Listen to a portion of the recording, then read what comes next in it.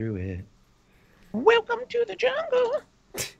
Salutations, everybody. It is Maddie here today with episode 124 of the Ham Radio Podcast. And it is me, the Lone Vault Wanderer. And it's me, Carrick with ACG. We have a special guest joining us this week. Would you kindly introduce yourself? I am Michael, or Legacy Kill HD. Most of you guys, if you are aware, I do a lot of Red Dead Redemption 2 content and a lot of other various stuff. But that's pretty much it. Awesome. Well, welcome. We're happy to have you here. We've been talking about this for a while, man. We chat all the time, and now we finally got you on the show, so it's great to have you here. A lot of news to go through. And let's get right into it, man. Let's talk about our first piece of news. Resident Evil 7 is finally getting its DLC that was announced at the end of the game, actually. When you beat Resident Evil 7, there's a little picture that showed free DLC was coming in the spring. That never happened. So it's also getting that alongside a gold edition. And I found that a bit interesting because it comes out so early in the year that so many people forget about it. It came out right in the beginning of January. So I wonder if that's why they're re-releasing it with all the DLC. It also comes with the Forgotten Tapes, I think it's called, or something along those lines.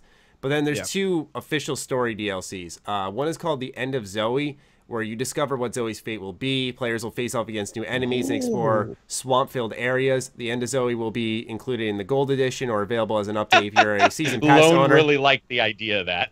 Did you hear Lone? Fuck He's Zoe. like, whoa! I'm not going to use rude words against her, but what she did. Anyway. Owners of the original release will be able to purchase the content as a separate download for $15. Then there's the free Not a Hero DLC. So the one that was announced at the end of the game is still free. It sees the return of Resident Evil fan favorite and veteran BSAA soldier Chris Redfield, taking place after the horrific events that befall Ethan Winters in Resident Evil 7 Biohazard. Not a Hero brings a brand new experience playing as Chris to face new threats not met in the main game. As a member of New Umbrella, Chris and team quickly set up a strategy to counter this latest threat. Will Chris once again solve the mystery of this latest outbreak and make it out of the Plantation's dungeons alive? Both sound pretty good to me. And I loved Resident Evil 7. That's still on my Game of the Year list, man. So what do you guys think of this DLC? It's good they're finally getting around to it. I mean, true. It only took so long. So which are the ones that are actually story DLC? Because now I'm a bit confused now. The two I Are they all described. story DLC? Okay, remember in the main game, they had those little puzzles with the VCR tapes or something along those lines? Yeah. They released DLCs of like Volume 1, Volume 2 of those. Yeah. Like during the first 2 weeks after it came out, I think. And then afterward, actually, I think it was not even a week. Because I remember us talking about it on the podcast and discussing whether or not we thought it was a little ridiculous because they clearly had it ready. But then the two that I talked about, which are, what was the first one called? End of Zoe and Not a Hero. Those are the story DLC. Because one takes place directly after Resident Evil 7. And I'm not going to lie, I forgot. I remember the name Zoe. I think I remember what she did. But I never looked into it. But yeah, she's, I know, a main character in the Resident Evil 7 story, but yeah, you're going to be discovering what her fate is and so on. So both of them tie into the main story of Resident Evil 7. I'm more excited about Not a Hero, not just because of Chris Redfield, but I didn't even know what the group he was a part of was called, because you see the Umbrella logo and you're like, that's not good. And then he's a part of it and you think, okay, I thought these were villains. So it's really interesting to see how that's going to play out. So I'm more excited for that one. Also, if I remember right, and I could be wrong about this, but at the end, when you see the Umbrella logo, it's slightly different, which probably fits with the new Umbrella that's ideal. the thing, though. You knew it was Umbrella, and you're like, what the fuck? Yeah, you were like, how does this fit together? But the thing is, maybe they meant spring of 2019, and they're just ahead by a couple years or something. I don't know. But shit like that happens. It's something that we should expect from now on. January, February, December, March, we're going to start seeing titles that are released during that time frame at the end of the year have a Dead Island Game of the Year edition kind of bullshit, gold edition. It's gonna that is going to happen, and one of the reasons why it will happen is, as you said, it's like Game of the Year. You know, you were saying Resident Evil's my Game of the Year, even though it came out at this time. Yeah. They're going to start doing it because it doesn't cost a ton. They can package it, make an entry on the store, and they get it back into the discussion, and suddenly people are like, oh yeah, Resident Evil. Exactly. And it becomes a Game You're of the right. Year. Yeah, I totally agree, man. Because A lot of the Game of the Year discussions are so loaded with recency bias. You know, usually it's like, I think it really begins May and onwards. They're like, okay, now we're talking Game of the Year. Like, people just forget because it's so far back. Yeah. They're like, did I really enjoy it that much? It's like, Look, dude, I remember Resident Evil 7 fond as shit. I enjoyed the hell Can I out say of this as well? I mean, this is not to throw shade or anything, but just a conversation starter. I mean, I know people are saying that, and they are. I mean, Game of the Year editions and, you know, Ultimate editions and all that. They're just a marketing ploy. They're just a way to sell more copies of a game. I don't think anyone denies that. But so too are top 5, top 10 Game of the Year lists on YouTube. They're the I exact don't make same those. shit. Well, They're the everybody does exact same shit. And, you know, rightly so. I've done those videos because they're fun. enjoyable and They're fun fun. to do. Everyone loves watching those lists and everyone clicks on them. So Lists are why fun. not? And well, let's talk a little bit about memory. We're talking to Maddie, who really liked the game and didn't know that Zoe is the main chick in it because he's played so many games. Yeah. And so getting it back, and that's nothing against Maddie. No, The you're same right, thing though. would happen to me. And it's not that he doesn't know who the main chick is or the main dude, but it's the name. Sometimes you have so many names in video games. So God. getting this stuff back into people's brains, it just makes sense. And it's going to happen. When it comes to the top 10 and top 20, you know, bullshit. Yeah, that's exactly what those are there for. They're quick and easy to do. It's one of the reasons why I've done like goofy ones. I'll do like top. We've 5 all and a done half. it. We've all Everybody's I done it. always fuck with it, but I think I've got 3 total on my entire channel. I hate those. And they're a marketing ploy. I mean, you know, top 10, you know, best whatever's in a game. That's what they're there for. Well, a I lot mean, of the think about titles. how many clicks and stuff IGN get on their top games of all time list. It's at the top Oh. of Google search results. Like, they would just get Yep. so much traffic because of that. And every time you click on a new game, it's a new ad that pops up. Like, this is all what it is. Yeah, you bet. Yeah. All right. Well, this has started out incredibly positive. This is gonna be great. Yeah, all right. Hang on.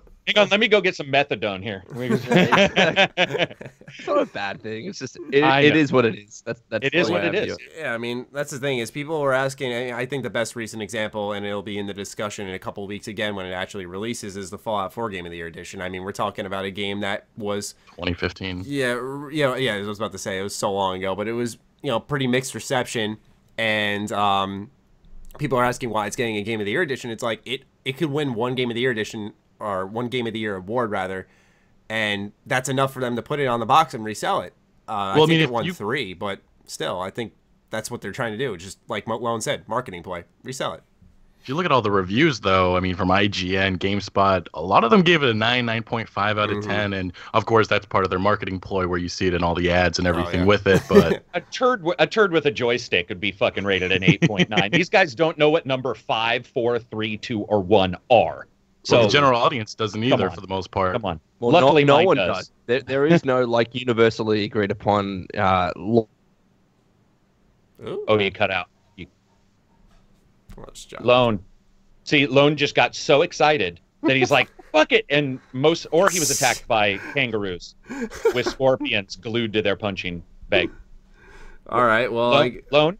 dude, does anyone just want to came- predict what he was about to say? If it's 7, There. He- He's transporting realities right now. He is. He's popping switching back in. between dimensions. He can't decide where he wants to settle down. Will he come back think to he's Planet eating- Earth 2017? He's eating Did I- his did I cut breakfast. There you go. There you go. yeah, What were you I saying? cut out, didn't I? Yeah, my we made it Skype into a is great. Yeah, we made it into a great funny cut there. You know what? My Skype is being a pain in the ass. What was I saying? I was saying about how no one can really agree on what these numbers in the top 10 scale actually mean. I mean, I think right now, on average, people kind of say a game that's rated 8 is pretty good. One that's 7, people are like, ugh, 7? The fuck is that? Yeah. But, you know, still, that there is no consistency with what they mean because they're just numbers and they mean something different to everyone, you know? Yeah. That's the thing is like people complain when these companies give too high of reviews, but when IGN, out of all people, cracked down on Prey, they had a game-breaking bug that, although was pretty rare apparently, they gave it a 4 and the internet exploded to the point where IGN like changed the thumbnail, grayed out the picture, put a big red X in it, said old reviews, Prey on PC, like completely canceled it, made an article amending it because so many people were pissed that You know what I do? They gave it such a low Fuck it, score. Maddie. fuck it. Next time that happens to one of us, I'm gonna do a video every day where I lower the score. I'm gonna be all 4 fuckers Monday, 3, 2, 1, and they'll be all Maddie, you review it because I'm not even gonna review it. The numbers don't go any lower. Like that kind of bullshit, spineless crap needs to go away. If you take the time to edit your fucking video, you got multiple people at your company looking at it, which YouTubers don't usually have. They have one, unless you're Markiplier or whatever, has got like 200 people working for him. The fact is that most of us have to create stuff and look at it. These guys have multiple people looking at it. And if you're such a fucking coward that you have to turn that off and do all of that stuff, that is not only a problem with that review, that is a problem with your entire review system.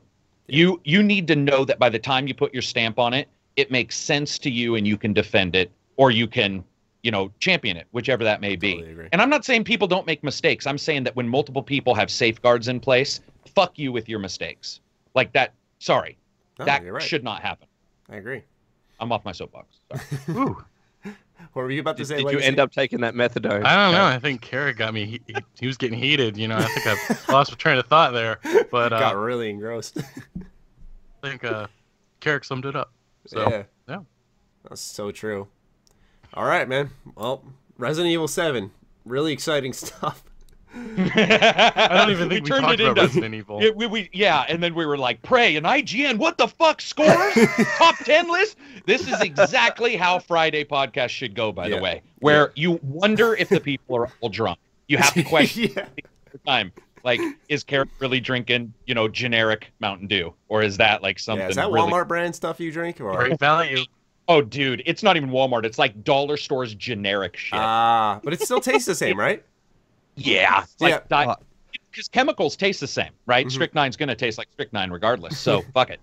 And this is like Can I 90. say really quickly, you guys in the States, man, your fucking takeaway cups are Takeaway. massive. Oh, no. What the hell? Takeout. It's takeout, isn't it? So even that's fucking It's like different. Marcus But- Brecky all over again. Last time I went to California, you go to a 7-Eleven or whatever it's called, and you're like, yeah, can I get a medium soft drink, please? And they give you this fuck-off large cup that doesn't even fit in your cup. Fuck off. Whole stuff. Like, it's ridiculous, guys. I mean, come on, get it together. No, I'll And agree if with anybody that. should have if anybody should have like a big drink cup, it'd be you guys, because you're running from fucking scary shit all the time. Oh, we So, don't? like, Wait, it's like this you is should the have, comparison I you made. should have anti-kangaroo, guards that you can McDonald's and shit. What is that? The comparison I made is our large. So and I'm even going to use the word, and you guys are going to get triggered by it. But our large meals at Macca's or McDonald's are smaller than your small meals in America. Everything's larger the here. difference. Everything, everything. We found that out America. when Switch launched and we got our controllers. We were like, what the fuck? Oh my- Hey, everybody, have fun playing your fucking quarter. Yeah. Sorry. Yeah, I played Mario Kart 7 with 3 friends, and it was before they all got their own Joy-Con, so we're playing on these fucking things. Yeah. I'm like, dude, you got, like, my thumbs hurt so badly. It's so uncomfortable. I And I- genuinely think I'm going to get arthritis from playing the Switch so much. I'm not even lying. It's crazy. And I want to apologize to Maddie. I just realized, sorry, dude, I got to turn my F-bomb filter on. I want you to have at least one video not demonetized. No, So it's fine. I apologize. You need a Carrick bleep, like, No. where it just says, like, fruit whenever I cut. Just, your voice is replaced with fruit. What the fruit? Juicy fruit. Just all times. Oh boy, I gotta write down a new timestamp. All right, let's move on to Destiny 2 reviews. This is an excellent segue actually to how our conversation derailed with Resident Evil 7. So what we wanted to discuss today is Destiny 2 had a bunch of reviews pop out on launch day. They were all reviews in progress, and we're thinking, okay, let's see what they are. And each of them openly confessed in the review, we went to a little preview event. We played, I don't know how many hours of it, enough to get through like half of the game. And then they said they came home, made the review, labeled it a review in progress, although they were restarting the game with everyone else upon launch day. So, can we say that a game played at a preview event, pretty much rushed, and tossed up on launch day is a review in progress or preview impressions? Oh, I think it's a Oh, review that's a in tough progress. question. It's so that's 4 patches prior, by the way. At least that's what I was informed, was 3 to 4 patches ago was what they were playing. The thing that bothers me is you and I, or at least I was invited, but we've talked about this off podcast. that was labeled as a preview event, not a review event. And then something changed between then and now, and they were given the go-ahead to label it a review. One of the issues that I have isn't that I don't agree with you. I don't think that they were clear about it, because there were reviews that said Destiny 4 review, and you would read it, and at the very bottom, there was one specific instance. I beat the game, played PvP, played strikes, and was then able to do a review in a small amount of time. How could they not do the same thing? That's and the all fact gaming is, to be fair, they also didn't mention the PS4 Pro issue, which is widely known, and it was something that occurred at the preview event. To be How did fair, that not with get into their IGN and GameSpot, when I see their articles, it's pretty clear in the title itself that it's a review in progress. And look, I don't mind the reviews in progress because, you know, when a game doesn't get review codes, right? And Destiny is different because the fact is you have to test out the multiplayer, and that only goes live or close, live close to launch. But the thing that I like about reviews in progress, for one, it gives an IGN and a GameSpot, etc., a reason not to rush a review. They can upload a review in progress, still get a bunch of views, and then continue the main review. And people, so long as it's in the title, aren't necessarily misled as to what this is. Is it a full review? Is it a review in progress, etc.? So I don't mind that because it prevents the whole rushing thing. And I actually think those initial impressions before you completely finish a game, they're valid, because what happens if you read someone's review in progress and they say it's really good, and then you read someone's full review and then it turns out to be really bad? That's important information, I'd argue. Good points. What goes outside of not even just Destiny? That's a problem with all of gaming, with the amount of reviews that seem to it's always rushed. That's the problem right now. It's not just IGN, GameSpot. It's a lot of these maybe lower tier gaming companies. You'll see these reviews come out real fast and they're rushed, and they don't really showcase what the actual video game is, whatever it is. Maybe not just Destiny. This goes back to Bethesda's issues with Prey and their new policy. I agree. Yeah, because I think with that review policy and what, after a lot of companies copied that review policy, it's put a rush on reviewers. And they're responsible to just, beat the game and digest it for a moment before, or fucking puking up a review on the internet. I mean, can I say this as well? I mean, and I'm not bringing this up as a slight against you, Matty, but with Fallout 4 and the 2 weeks that I had to play it before release, even that, I felt like I rushed it. I mean, I put 40 plus hours into Fallout 4, but that's 40 hours into Fallout. That's nothing. It's really nothing. It's not enough to... It's true. I did have to rush that review. It shows. Oh, no, absolutely. I mean, it's not enough to test the side quests properly. Yep. Like, you could probably finish the main quest and a bunch of side quests, but not everything. You can't really bug test a lot of stuff. Like, it's such a huge game, and that's why when the internet got its hands on it, perceptions changed.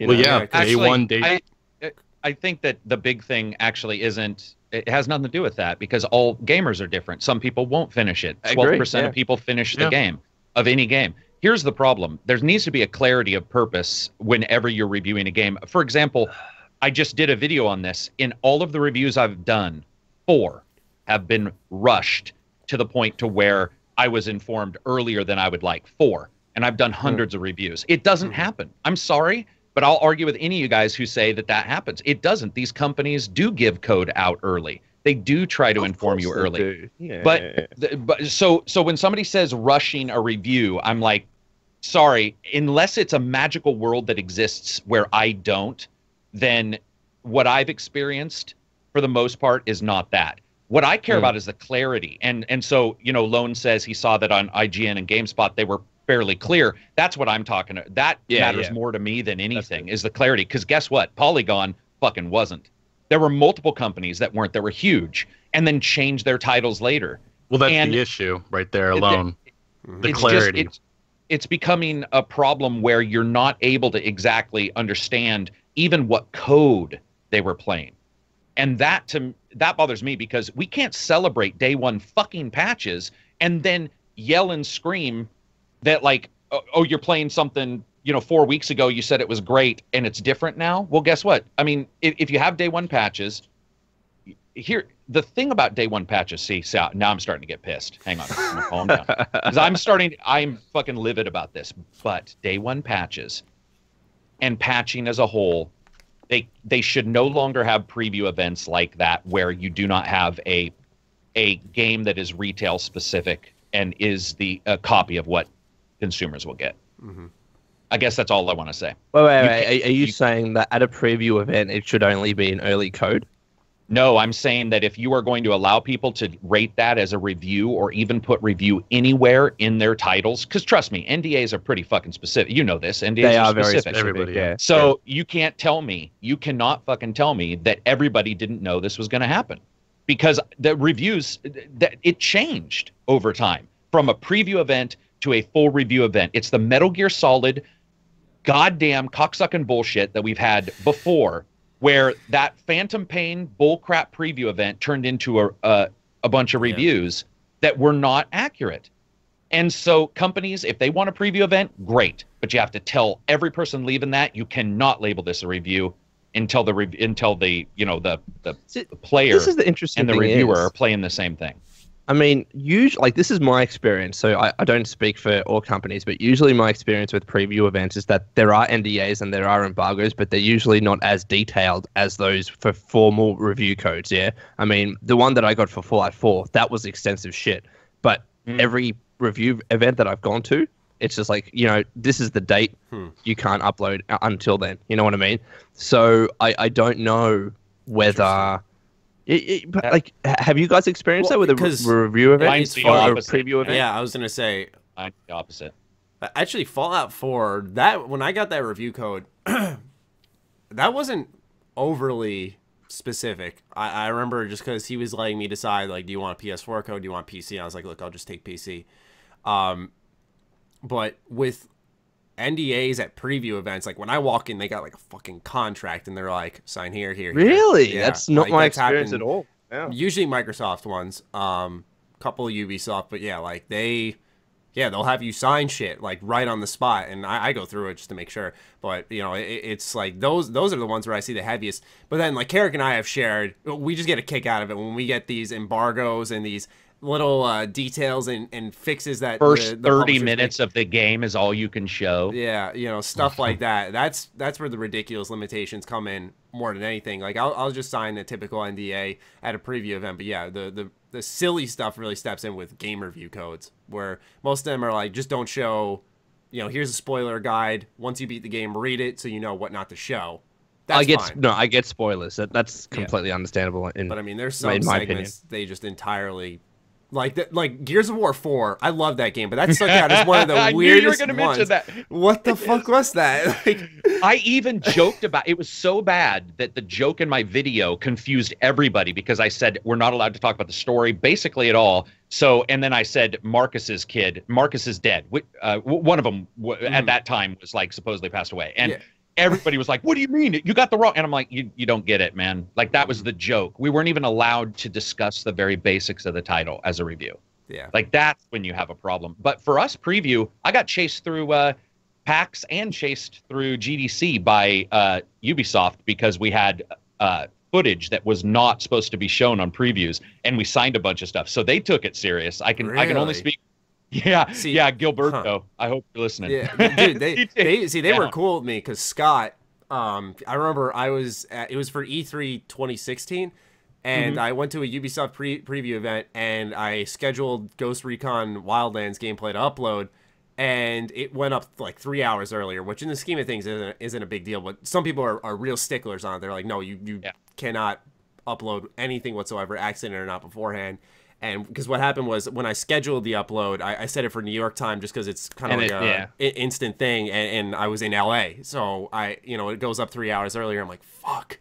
And I texted him. He's like, look, if I text you later, take it down. But if I don't get back to you, then just leave it up. It's not a huge deal. And he never got back to me. I was like, all right. So they were really cool with it and never hunted me down. So that's really interesting. Man, people must just hate you, man. Okay. Oh no, he was great. We caught footage of Syndicate, Assassin's Creed Syndicate, and the PR guy was like, okay, you can play this area. Well, the developer and I started talking about development stuff, and pretty soon the developer was in a place he was not supposed to be. Oh, no. And so we had all this footage. So we walk off, no lie, and I mean, my phone is like diddling, diddling, diddling, and I look, and this PR guy, great guy by the way, I count him as a personal friend now. He was like, dude, meet me at like the Minecraft telltale corner right away, and I'm like, are we doing a drug deal? So I show up. He's all, seriously, I need that back. We need to remove the footage, and it wasn't anything crazy.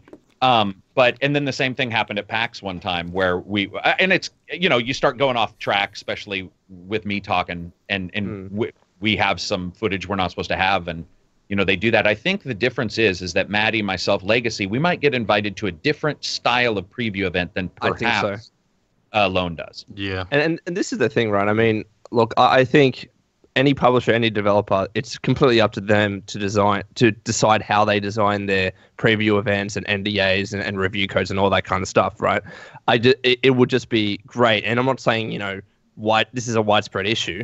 But it would be good to see, you know, if an IGN does go to a review event, and this is seemingly what they did, is to say, this was a review event, sorry, this was a preview event, this was the code, it wasn't the retail code, it wasn't the release code or anything like that. Just be honest with what it is. Yeah. I mean, any kind of information about a game, whatever you call it, you know, is useful before someone actually purchases it, right?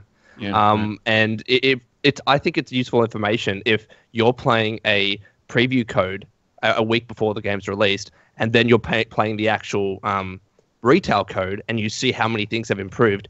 You can say the developer has significantly improved this game, and that's useful information to anyone reading that. But so long as you're honest about it, and I wanted to touch on the whole Cuphead thing. I don't know if you guys have heard about it. That whole thing. Yeah. Oh my! So the journalist pretty much wasn't that good at the game, right? And I don't know what that person actually said about Cuphead, whether they said it was a bad game, and you know that was kind of helped by the fact that they were pretty bad at the game themselves. But I didn't necessarily care. Sorry, what did he say? No, I was just gonna say he said he liked it. He said he thought it was challenging, but he liked it. Okay, so and this is the thing, right? Impressions. Sorry. I mean, I didn't care that this guy was bad at the game, because I can be bad at games too. I mean, so long as you say, look, I'm not that good at games, I played it, I still enjoyed it, or whatever it is, I think that information is just as useful as someone that's really good at a game that plays it. Because when you look at the games industry as a whole, you have people that aren't good at games, you have people that are average at games, and you have people that are very good at games. That information is going to be useful to someone. Not everyone has to be an MLG super awesome, you know, game player, and then release that information and have it be applicable to everyone. Sometimes I just like someone that's casual at games, that's not that good, to review a game, because then I relate to it. Then I might see whether I might personally like that game or not. So long as they're honest about it and say, look, hey guys, I'm not that good at games, which I try and say, but this is what I thought anyways. See, for me, it's like, I don't think you need to be good at games to review them, because, like you said, you could have some guy who's an MLG at Call of Duty. I'm not going to have him review Prey for me. Just because he's good at games doesn't mean he knows what makes a good game. So if I think his name is Dean Takahashi, I think that was his name. If Dean knows what makes a good game, and if he still, despite struggling with Cuphead, gets through it and can make a comprehensive review and break down what he liked and disliked about it, regardless of the challenge, then you know what? That's fine. I mean, it depends, though. Does he account for his own skills? Does he say, like, okay, I'm a little bad at games, so is this game actually challenging? Sorry, there you go. Well, he's an industry veteran too. You got to remember that too. This is not like a new guy who just got into gaming. He doesn't know what he's doing. He's been around a long time, which is why when I saw that whole thing on, I think it was Twitter, it was I was mixed on it, honestly, because I can see one side of the perspective, and then the other side I can understand too. Oh, completely. That's the thing, is I get why people would see that and be like, why is this guy reviewing my games? Now, I'm going off hearsay here, but when I was reading about him in general, apparently he's wrote some really insightful books about game development in general. So he knows what goes into games and stuff. Industry veteran. Yeah, as you said, industry veteran. So that stuff's important to know.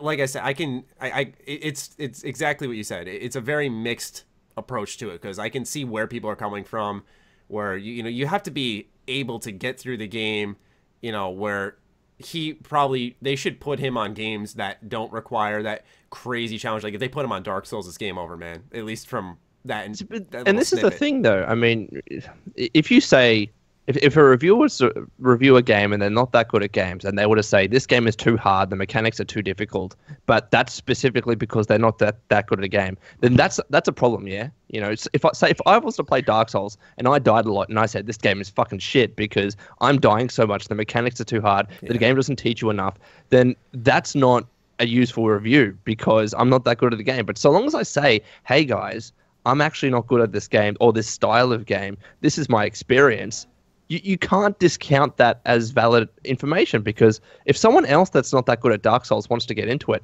he doesn't want to review the reviews of people that are good at Dark Souls. He wants to read the reviews of someone that has a competency with games similar to him or her. Well, what happens then is that, okay, I just want to hypothetically speak. Let's say, he reviews Cuphead. He's like, all right, it's a little too challenging, guys. It's a good game. I like the art style and the atmosphere it brings, but it's too challenging. Then he makes a review of that Edith Finch game, whatever, some type of walking game where you're just picking up notes, and it's just really the story being told to you. You're not doing any gameplay. He gives that a raving review. That today. Yeah. Let's say he gives that a raving review.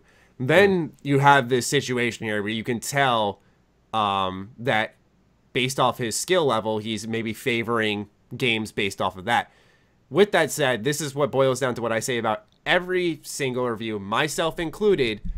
Reviews are glorified opinions. That is all they are. Absolutely. It is our job as reviewers to inform you as best as we can. But this is why you don't watch one preview, one review, one gameplay. You watch 10. You watch as many as you fucking possibly can until you feel like you feel comfortable spending or not spending your money. That's what you do. That's why when someone, and Carrick shared this insight with me personally, when someone doesn't like his review, he says, check out this one. I do that now. You don't like my take on it? That's fine. I don't care. I'm just giving you my opinion on this game. Try this review too. He's really good. That's what you got to do. But at the end of the day, the only issue that I would have is, say if Dean made the review of Cuphead, I didn't read his review if he put it up, but if he had said that this game's too difficult, so I only can give it a 6, that's an issue. And that's, I agree with you on that. Yeah. Yeah, I absolutely agree. Because in that instance, he's not being honest about his own, competency as a video gamer. Like, again, I don't care if he's really good or really bad, so long as he tells us that. But this is the thing. I mean, Matty just said that before. Resident Evil 7 is probably his game of the year. It's one of my top games this year. One of my top. Sorry. One of your top, right? And but like, I think for me, Resident Evil would be at the top, but probably not as close or not as highly regarded as Matty does, because I'm not that good at the game. So I died a lot. So, obviously, no, but this is the thing, right? I can say, look, I'm not that good at the game. I died a lot. Did me dying a lot and killed a lot affect my experience? Of course it affected my experience. I mean, that's why there are difficulty sliders in games where you can go, look, I just want to enjoy the game more, as much as I can. I'll set it to easy. And maybe that's the key here. Maybe if there is a reviewer or a journalist that's playing a game and he's not that good at games or she's not that good at games, set the difficulty to a low difficulty and then review it. Yeah. I don't know, but it's hard to say. Carrick, what do you think, buddy? Let me clear my throat. Hang on just one second. He's just taking get ready. Fine. Yeah. So some type of pill. Here we go. Yeah, it's just crank. No big deal. So here's the thing, and it is not crank because I'm sure somebody's going to think that's real. There's a couple problems. First, this is the same motherfucker who rated Mass Effect Andromeda as defect because he forgot to assign his own skill points in the game, and then had to go back and write an entire write-up about him forgetting to assign skill points. See, I didn't know that. Here's the problem. He made a mistake. He went out and he said he did it for, and he wrote basically a return and said, you know what, I made a mistake. The game isn't bad. I forgot to assign skill points. What that does show, though, is that somebody is getting to a certain point in the game without understanding particular game mechanics in Mass Effect Andromeda, and then we see it again in Cuphead. Additionally, the reason why this is viral is because somebody else took snippets of it and then blew it up on their own channel and sort of used it as a, hey, here's everything about journalists and reviewers that's bad. First of all, fuck you if you think that there is a difference between a journalist and a reviewer. Do you know what the difference is? One writes for a website and records videos. One records videos and maybe even writes for a website. They're the same fucking thing. Let's not pretend they're not. Additionally, not everybody's good at games right away. Every damn idiot who comes on and says get good is bad at something else and wasn't good originally. If you do believe that, you are a liar and you are lying to yourself and you have a horrible future ahead of you when some point the truth is going to be revealed. Those kind of things bother me. There isn't a winner in all this because there's a ton of issues. There's the issues with him. He's had issues with Cuphead. He wasn't understanding the very basics of it. He had issues with Mass Effect, so there's a bit of history there, which I understand.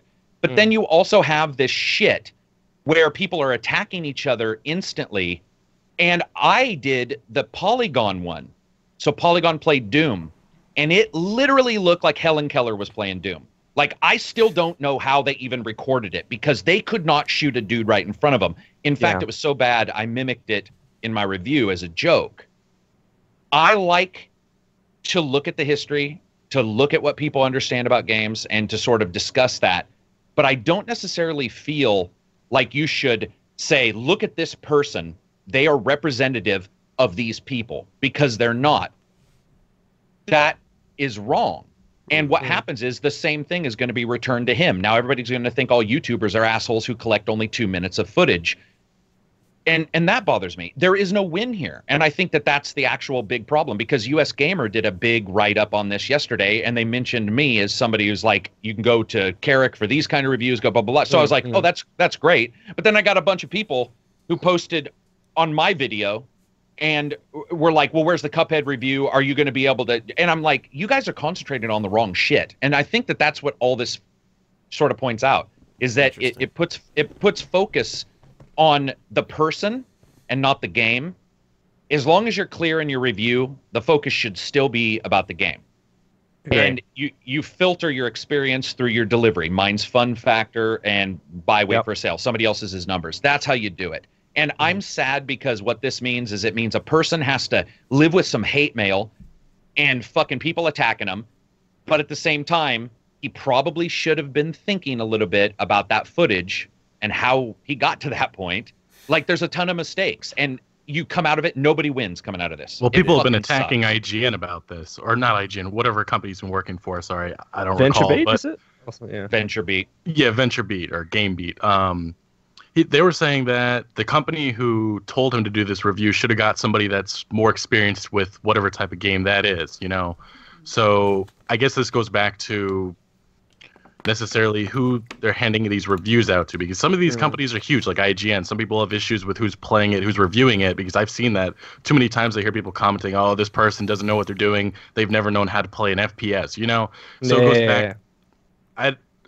It's not necessarily just the reviewer, but people want to put the blame on the companies who, I guess, assign these games to whoever. Mm-hmm. And that's again with clarity. That's again with clarity, though. If Lone isn't good at first-person shooters, can he not tell his best friend how good or how much he enjoyed a first-person shooter? Bull fucking shit. And all of these people who are complaining have best friends that they go and ask, hey, you playing Destiny 2? Yeah, how many hours you played? Oh, only about an hour. Well, what do you think of your first hour? So fuck off. This kind of stuff happens all the time. And I don't mean legacy fuck off. I'm saying these people who respond like this. No, I got you. I absolutely despise that, as long as you're clear. If Maddie is not good at JRPGs and says, guys, I'm not the best, then guess what? Be realistic. You know, listen, people then throw their opinion out the door. That's what people do, and it's annoying. It is. The best part about that is that Maddie is now representative of everybody entering the game market today. Because these fuckers who are walking around who are 30 or 40 years old with a book of woe on their back like a fucking dwarf and pissed about every game that comes out doesn't realize that somebody bought an Xbox One yesterday. And that's their first game. Yeah. So talk about the game and discuss it and explain from a point of, I'm not the best at this. And then a consumer can get multiple reviews, like Maddie said before, where they can go, okay, Carrick likes sound and music. These guys aren't covering it. I'll follow Carrick for a second and find out what he thinks of Destiny. And then I'll go over here to see this MMO channel and how they deal with the grind and all that stuff. Exactly. It's tough because sad as fuck, man. You know, when it comes to journalists at a games news website, they usually their viewers and their readers don't get to know them as well as they get, like you can get to know True. an influencer, someone That's on what I YouTube. was So just about to say. using myself as an example, when I stream a bunch of games and you can clearly see, like you're connecting with me, but you can clearly see that I'm not that good at the game and I'm a pretty average gamer. But then at the end, they'll be like, all right, Malone, well, what did you think about this game? And I'll give my opinion. They've gone through that journey where they understand how I play games, the things that I like, and then get my opinion. You don't necessarily have that with a reviewer on like a Games News website because you're just reading straight text. You don't know this person. You don't know whether they're good or bad at games. So that's why that information needs to be given up front. Like if you were to say, look, I'm not that good at RPGs, for instance, or I'm not that good at strategy games like Mario and Rabbids. Like I don't have that strategic mind, but I still wanted to give my thoughts with that perspective in mind. I want to tell you right at the start. And again, I will say that information is still useful. And if it's not useful to you, then go look at a Total Biscuit, go look at a Carrick, go look at someone that, you know, does have that strategic mind and is really good at those games, and then come to an opinion about whether you like the game or not. Exactly like what Maddie said. Yeah. Do you know what disturbs me too is that we all have to, when we do our videos, Lone's playing through it, Maddie's showing whatever he can on an embargo, myself included, Legacy's showing stuff. I'm assuming if it's Red Dead 2, probably stuff that they're releasing and talking about the new content that might be there. The problem that we have is that I am always asked to show the end of the game or near it, and I always want to. So I'll show like the achievement pop for winning. A website has 3 pictures, and there's no way of knowing if they even came close to beating that game or getting done with it. And that, to me, is the clarity I need. More than any of this other stuff, I need the clarity of, like, did you get to the point in State of Decay where suddenly you find out that continual skills are just levied out to you to where it sort of blossoms into this huge thing? Or did you only play the 4 hours for a Let's Play or a quick look because you wanted your views, and you're not actually representative of what's going on in a game as a full title? There's so many problems, guys. It's like we could talk for, there's like 50 problems. Well, yeah. Carrick, one thing that you did mention, a lot of you, where you said that the game needs to be judged, not the reviewer. It goes back to some of these other people, you know, like Jim Sterling. You'll hear about what his take was on Breath of the Wild or Hellblade, people's uproar, outrage. And I don't think that's going to change, unfortunately. It's never going to change because people, it seems like people just want to get angry about everything. And people are on. Go ahead. No, I was going to say agreed, but somebody like Jim made it much worse by changing his score. And or by putting that score in the first place. Additionally, the plain and simple fact is, and I say this all the time, put your fucking head down and make another video. Don't worry about the outrage. Yes. Because there are people out there who are like us, who don't want to get outraged. Make for them, create for them, and over time, you're going to leave them behind. And one question: how drastic? I don't mean to cut you off. How drastic was his change in opinion on Breath of the Wild or Hellblade? Was it like Hellblade was the biggest one? He went from because there was a game-breaking thing, I think 5-6 hours in, because I think he had to grab a torch. He gave it a 1 out of 10, and it just went off. And I think maybe a day later, maybe less than a day, he went back up and gave it a 7 because I think he felt bad because he thought it was a great game. So that sounds exactly like the IGN situation with Prey. Is that any different? No, and it's like Mass Effect and this guy. But to me, the issue is that when you look at those scores and people giving those scores, I said this before, I have an NDA that says I cannot talk to other reviewers. So Jim is doing his review, and he has a game-killing bug. Guys, they're asking for fucking money. At some point, as a reviewer or as a person covering a game, you have to put your fucking foot down and say, this is broken. The car doesn't have brakes. Oh, well, just buy it. Maybe they'll show up later. This is the stupid beta-like mentality that people have. If Jim gets a game-breaking bug, Jim probably can only do one thing: email the PR company. And who knows when they'll get back to him. And I'm sure Jim did. I'm absolutely sure he did. I mean, this is I'm why pretty I sure he said did. when the IGN Prey thing happened, I said, look, put the review what's it called? The score aside for a second, The fact that this person experienced a game-breaking bug and told the internet about it, that is useful information. I want to know about that because that's going to help me decide whether or not I'm going to buy the game. Because let's say I really don't like bugs, or let's say, I can put up with them, but only to an extent. If they're game-breaking, I don't like that. That information is useful, as was Jim Sterling's information with experiencing that bug in Hellblade. Because now I pretty much know how to avoid that if it's not patched or until it's not patched, I think the issue is in that situation, I just don't think you should give the game a score. Just give it a non-applicable score. Just give it an NA. Say, look, But, Lone, I can't finish they're the game. asking for money, Lone. They're asking for money. If you know what, I mean, they're asking for money, dude. I just don't know anything other to say than that. If they're asking for $60 and the game doesn't work for you, it's a bug, not a stopper. If it was a stopper, it wouldn't work for anybody. It's a bug, so maybe not everybody's getting it.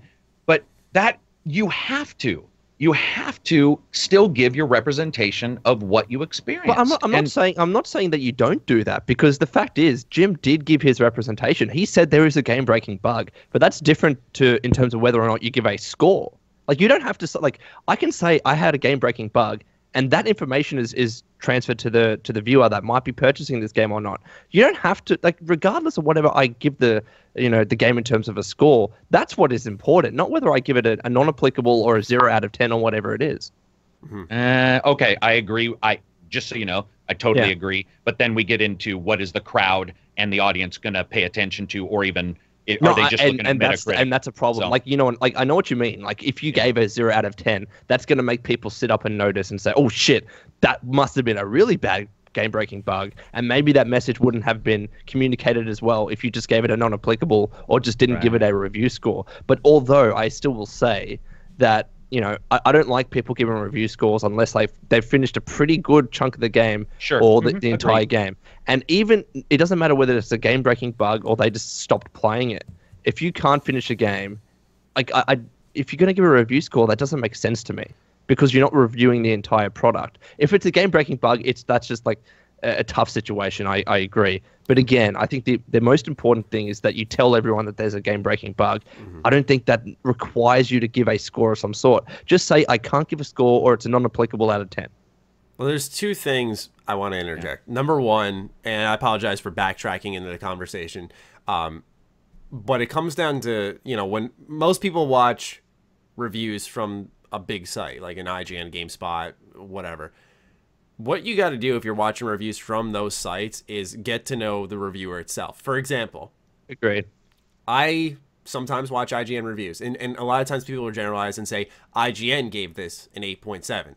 Okay, who from IGN, though? Because not everyone at IGN thinks the same and acts the same and whatnot. So for me, personally, I like the guy. He makes concise reviews, but I don't really line up in agreement with Dan Stapleton and his reviews at IGN, personally. So when I see him reviewing a game, I'm just like, okay, I'm not going to watch this. Not because I don't like him, not because I got an issue with him, but just, okay, my tastes don't align with his. He has problems with things in games that I don't. So for me, it would not make sense for me to believe, even if it's a game I'm really excited for, to see that 9 out of 10, watch that review. My tastes don't align with his, so it wouldn't be too smart. Although it wouldn't be too smart, but it wouldn't make all that much sense for me to go and watch his review when I know I'm probably going to disagree with him. I got to find someone first who maybe aligns with my taste, then hear the other side of the coin from him. The other thing I was going to say is that I've out of the hundreds of reviews I've made, I have changed only one, and it was my Fallout 4 review. So I know what it's like, personally, I can speak, for being in that position where you have people screaming right at you, telling you, you're fucking wrong, and hey, guess what? You're fucking wrong. And it can get a little overbearing. It depends how new you are to it. Now, Jim Sterling, he's not new to this, and I'm not excusing myself or him. Yeah, that's true. But he's not new to this. He gets yelled at a lot, and I'm not saying, it's a good thing or a bad thing, whatever. I was new to it. I had no idea what the fuck I was doing, and I made this stupid review, and I got yelled at for it. The difference, when we've gone back to this earlier in the podcast, where it was a matter of perspective, where I had this very limited time. I tried to get through the game as fast as possible out of both excitement and trying to deliver a review on this product, and it didn't work out all that well. So I had to change it. I don't think changing reviews is the worst thing in the world. If you truly believe what is happening. My viewers, the ones who were calm with me, and friends as well, presented the facts. I took a look at them, and they were right. Now, if you're doing a change because you just feel like you just want to get everyone off your back, like Carrick said, I think that's a little spineless. And I know people might think I'm a hypocrite for saying that because I've changed one review before, but the difference is that, and I'm not saying they don't, but I believe that, yeah, okay, I was wrong about Fallout 4. Difference is, do these people? And that's where I think another part of the discussion comes in. So I'm just speaking as someone, I don't know, Carrick, how many you've changed or if you've changed any, But I speak as someone who has changed one once. He laughs. But, no, I'm not laughing at anybody. No, I'm just, it's of fine. course not. Like, to me, I treat my reviews in a different way than a lot of people. I treat them like friends at a fire, like pit, drinking beer, talking about a game. Yeah. So to me, Completely. when I get done with a game, I also have never waited. I know some people who are like, I'm going to review, and then like a fine wine, I'm going to sit and think about, fuck you. Like that, I have no, that makes no sense to me. If I want to, I just want, yeah, sorry. I'm going to have to pay Maddie for this podcast. Like, and I'm sorry. Yeah, to be honest, this probably was demonetized 30, 40, 50 minutes ago, whenever this started. Yeah. I apologize. I'm gonna send him some. I'm already paying on Patreon. I'll just up my amount. Come on now. But what bothers me about the entire thing is just that everybody has a different way of reviewing, and I think that that's okay. I think some people like to sit, and I think some people like myself like to play the game, and then as if somebody said, "What do you think?" you tell them. I haven't later said, "Oh, I think something different," because to me, I'm not putting it through a filter. I don't think of this other stuff, and people can say I'm not professional, and maybe that's true. Maybe that's why.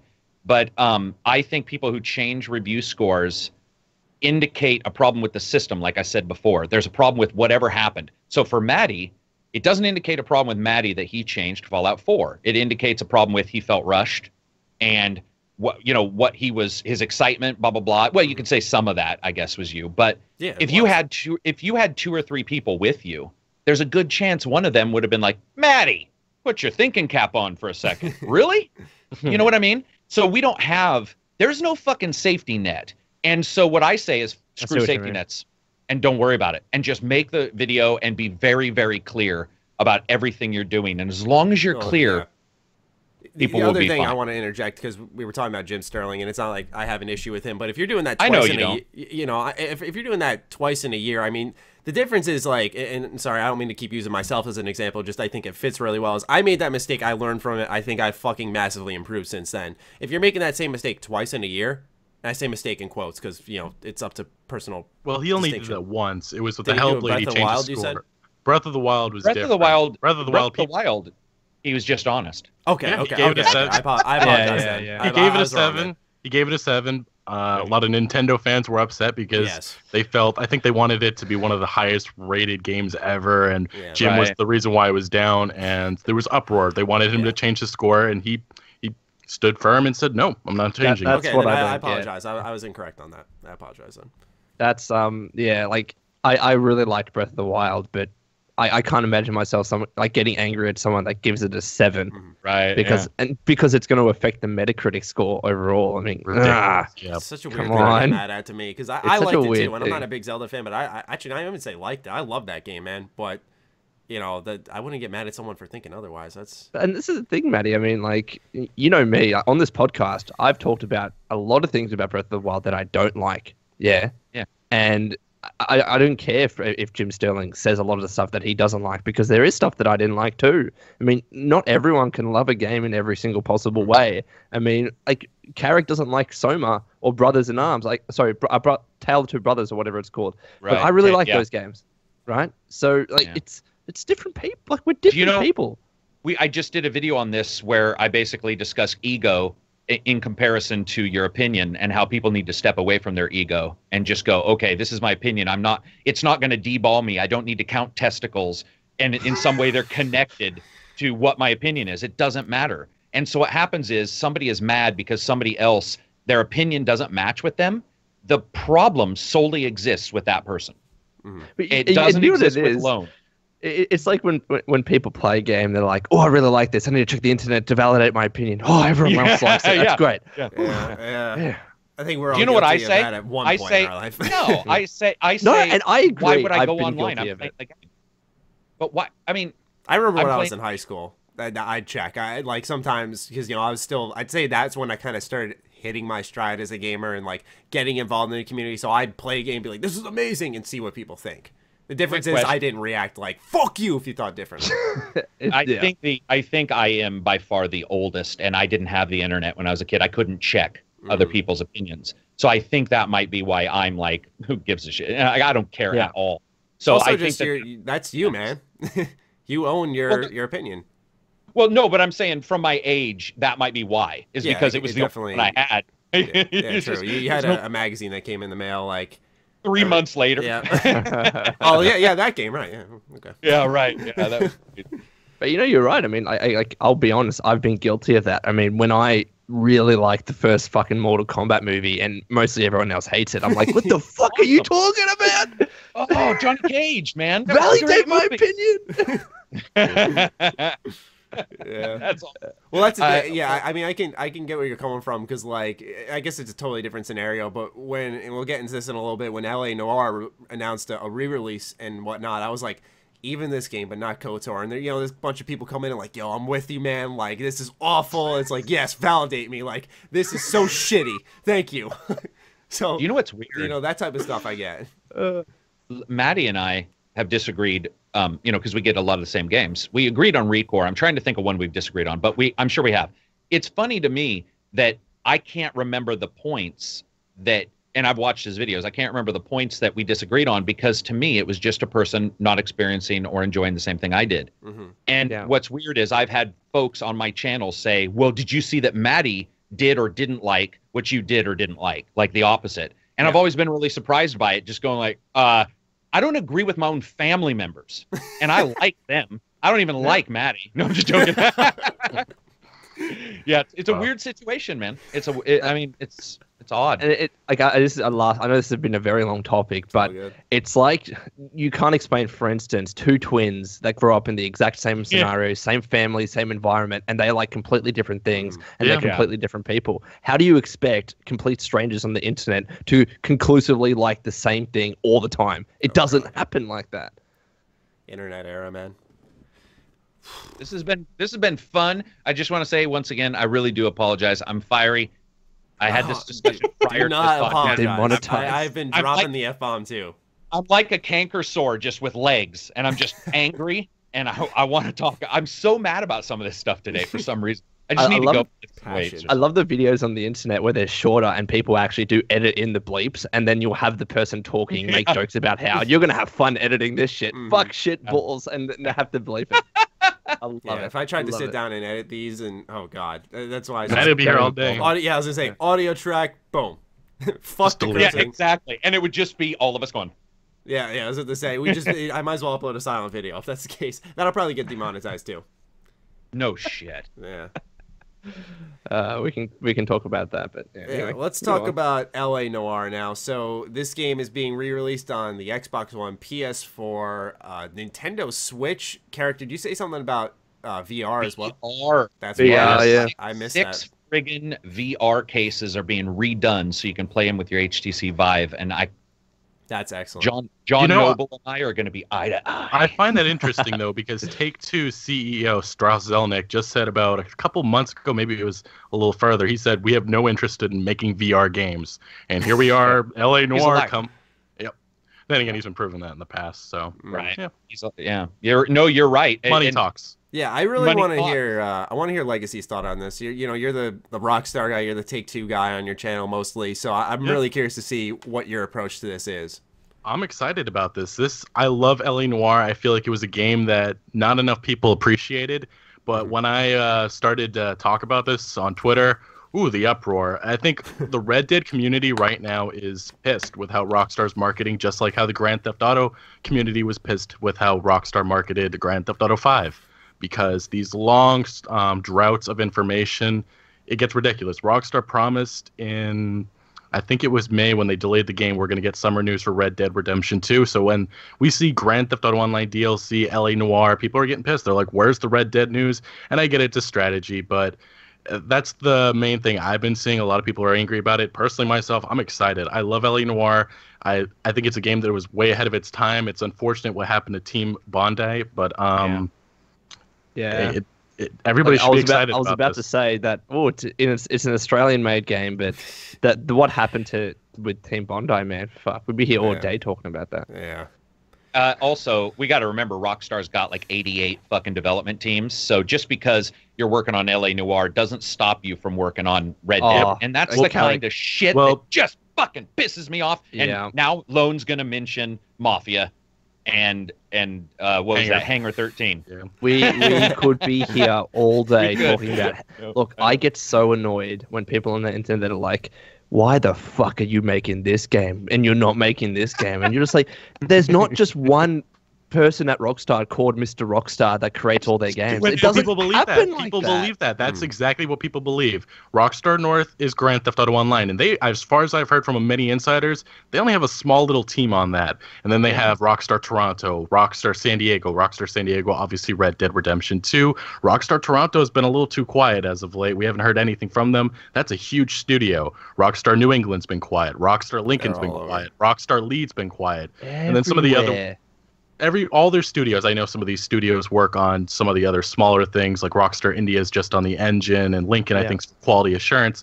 But when you have all these studios being quiet, something's got to come. And people are just like, oh, they're just going to do Grand Theft Auto. No, I think they have plans, and LA Noire is a good sign that they have more coming. Yeah. It's also probably a good experiment. I mean, like Carrick was mentioning earlier with Resident Evil 7, you repackage everything else. I'm sure it's not as simple because you're bringing it from 360 PS3 to modern consoles, but I'm sure it's not too strenuous for game developers. But they're probably, Strauss, whatever his name is, I apologize, I forgot it. Yeah, he says, we're not doing VR like Carrick said. He's a liar. But number two is that they're probably experimenting. Let's see how this does. Let's see if we can make some money in the VR market. I mean, Take-Two likes their money.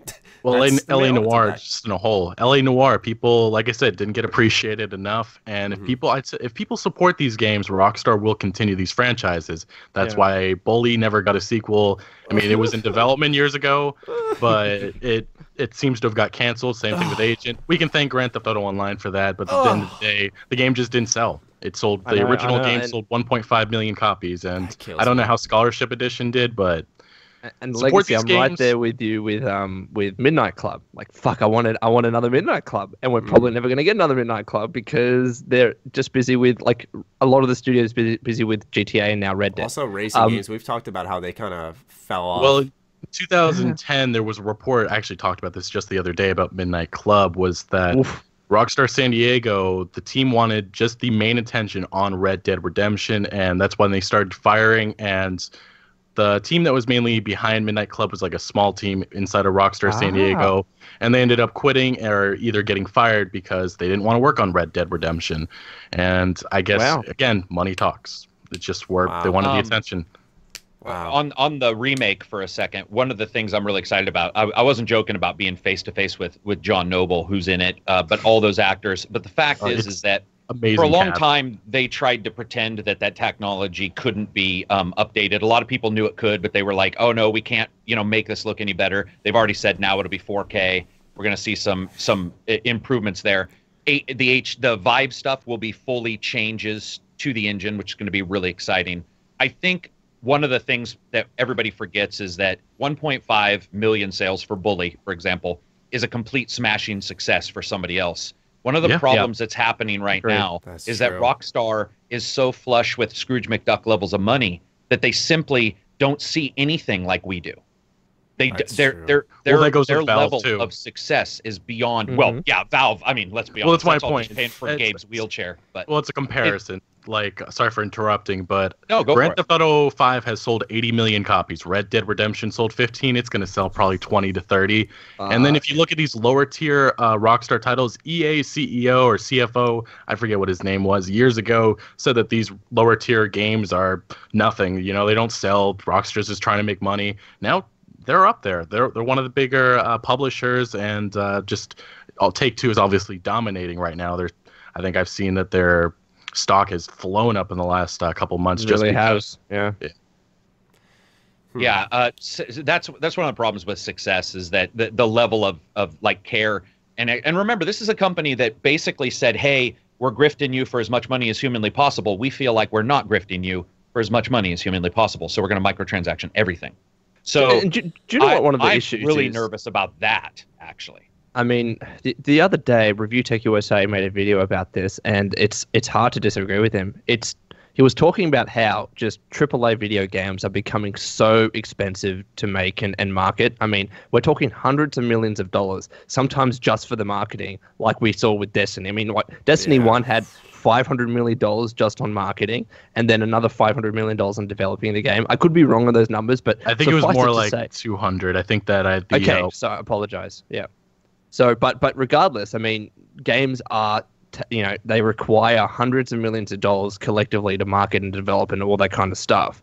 And because of that, like developers, and I'm not saying this is a widespread thing, and this is exactly why we have microtransactions, but, those additional forms of income could be necessary if you look at the finances to actually make a profit and to make a return on a game that's made, that's costed so much to actually develop.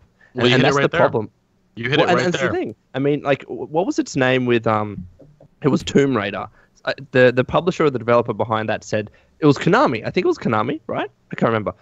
Someone said Tomb Raider didn't sell enough for them, and Square Enix. people like Square Isn't it Enix. Square Sorry, Enix? you're right. I apologize. Because And they sold people, Hitman and said it didn't sell enough too. well, Yeah, and then who- people are saying, how the fuck did that not sell enough? It sold like 4, 5, 6, however many million copies. But from their perspective, they're like, yeah, but look at the margin that we made on this game. Compare it to other games that we make. It was Capcom. nothing.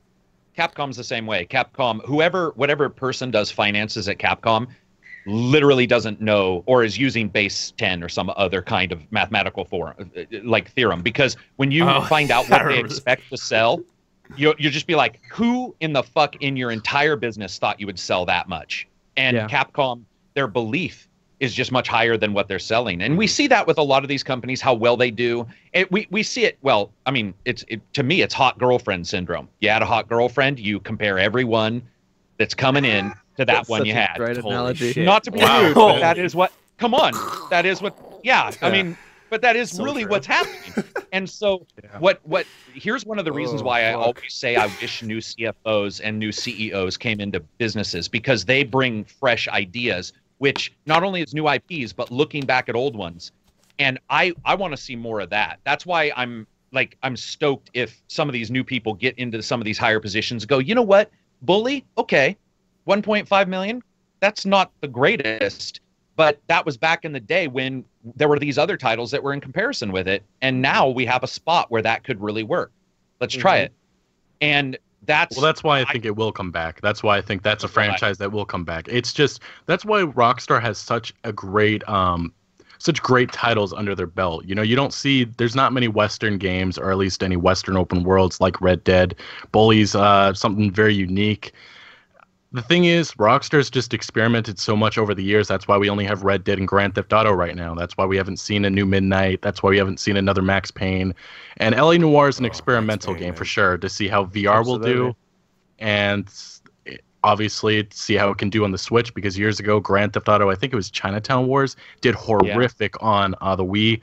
And Rockstar said, nope, we're done with this. And this is an experiment to see how Nintendo's market will do. This is an experiment to see how VR will do, and this is an experiment to see how LA Noire will do, and that will decide the future of this franchise and a lot of other factors. It's an excellent Yeah. game to select for many reasons. I mean, you think of it this way. Number one, it's been long enough for the standards of how many games get re-released. It's definitely been long enough for LA Noire to come back. Number two, like you said, it's a game that was widely underappreciated, where a lot of people, even Nintendo fans, could come in and say, huh, I want to try this. I want to play this on the go or on the handheld mode in my bed or whatever the fuck you're doing. So I think, I think it's the right game to do it for. Where like another version of, I can't imagine the Switch doing it, but another version of like GTA 5 or something like that, I don't know how well that would work when we already have vastly superior versions on all the other consoles. So I think LA Noire is the right game to bring to the Switch. Can I say, though, I need to say one thing that does annoy me. I mean, look, I get why they're remastering it, they're releasing it, it's great. But what they need to do is make sure LA Noire works on Windows PCs, because it doesn't. Yeah, no shit. It doesn't. doesn't. That's actually I bought what I that was just game gonna and bring it up. doesn't work. It doesn't. Go talk about it, Carrie. Because I mean, that's what I was actually just going to bring up. Same thing is that it is weird that the remaster's coming and they haven't figured out how to get it actually to work well on Windows right now. And I had to do a Walking the Walk technical development video for it about a year ago, and getting footage was incredibly difficult because I had to find a PC it would work on. It's got actual real issues. Does it So even work at all, Lone, on no, 10? like you I was using try and open it. 764. No, I was using Windows. It was Windows 8.1 was what I used to have, and now Windows 10. You try and open it, and it will get the loading screen, and it's either an infinite loading screen or it tries to go to it and it crashes. Like so. Here's the issue. I mean, especially I had a few Rockstar people I didn't realize were following me, and so I had talked about a rumor I had heard about HTC and Rockstar on a podcast a couple months ago, and then the news got announced. So this morning or yesterday, I was like, "Aha!" We talked, and one of them said, "Uh-oh, guys, he knows, like he's on to us or something like that." And I was like, "That's funny because that's the same sort of rumor area I got that indicated that LA Noire was the one being remade because it is not a full open world game and it can work on the Switch." Yeah. And you look at GTA 5, I'm sorry, it's too big. Its memory footprint is massive. But LA Noire looks open world, but really it's very, very light. It's Mafia too. It's just a play space. Well, even with from mission to mission. Even with the memory, though, I think it's getting charged an extra $10 to the Switch because of one of those reasons, because they have to optimize the memory or something like that because the Switch is so small in storage. I'm not sure exactly how much is it? I'm sorry. I'm talking about GPU memory. It has nothing to do with storage. Well, I'm talking about the other part, too. Yeah. No, I'm talking about the other part, too. But I just find that interesting that Nintendo's going to run into a huge problem. I think, what was that? That was a story a couple of days ago, too, with Nintendo. That it was a story, it's going to cost $400 or something like that for a 256 gigabyte card for it. It's Jesus. That's you know what the problem is like I think the story that you were talking about is how games like NBA are coming out that are saying on the box you need to buy an SD card, and the problem is that yes, you can buy a 128 gigabyte SDXC card for I think it's over $100 or something like that in Australia. But the problem is that even though you can get up to 2 terabytes in those SD cards, one, those levels of memory aren't even being manufactured yet, and two, the ones that are like 500 gigabytes are so like they cost more than the Switch itself. Exactly. So it's that's the issue. It's one of those things where like I love the concept of the Switch, but because it's a handheld first, those kinds of memory are so expensive, and I think it's going to affect the Switch moving forward in terms of the games that it can get. I mean, it might mean that we get an LA Noire, that's great, but it might mean we don't get a GTA, which is unfortunate. We never will. Exactly. I mean, that goes back to exactly what Maddie said. LA Noire is a perfect game to try it out and see how it works, but anything more than that, there's no way. It's not possible. You said there's going to be a price hike for it. How much does it cost? It's about $10. I saw a couple insiders talking about that too. I don't know if you guys know who Daniel Ahmad is. He was talking about in depth about what it was, and it made sense. It makes sense why it's being charged a little extra because there has to be some optimization made for the Switch unit or the Switch version. So what I'm asking is like, okay, it's getting a $10 hike from what? Sorry, I should have been. It's $40 US United States. Wait. That makes no sense from even a technological standpoint. They're trying to say that because it requires optimization, if it requires a different. But what? I mean, every single game in the world that's ported requires optimization. No, are they saying though that the development costs to get it to PS4 and Xbox One were less than it requires to get it to the Switch, and that justifies the $10 increase? I don't know. I'm asking. No, I'm just saying. I'll have to check it. Yeah, could you please? Because if you look at how technology and development is done, that has not ever been done before. If that's what we start seeing on Switch is in for some deep shit. Because that would be the Wii never saw that, and the Wii had horrendous problems. So even the GameCube didn't have that. So that stuff. But like this is a new for the Switch as well. Look, I'm not agreeing. I'm just bringing up another thing that happened with the Switch. Sure. Is what happened with just cartridges on the Switch costing more because that's what I was asking. Cost more to manufacture. Yeah, that's what I was asking. And the problem is when the physical product costs more, then even if it's digital, they don't want to upset retailers, so the digital version is going to be set at a similar price too as the increased cartridge version. So I agree. I think that they must be talking about exactly that the chip it's coming on will be either bigger or something there will be changed. Because isn't it also Nintendo who tried to say that the reason why their games cost a certain amount is because it's a card versus a CD?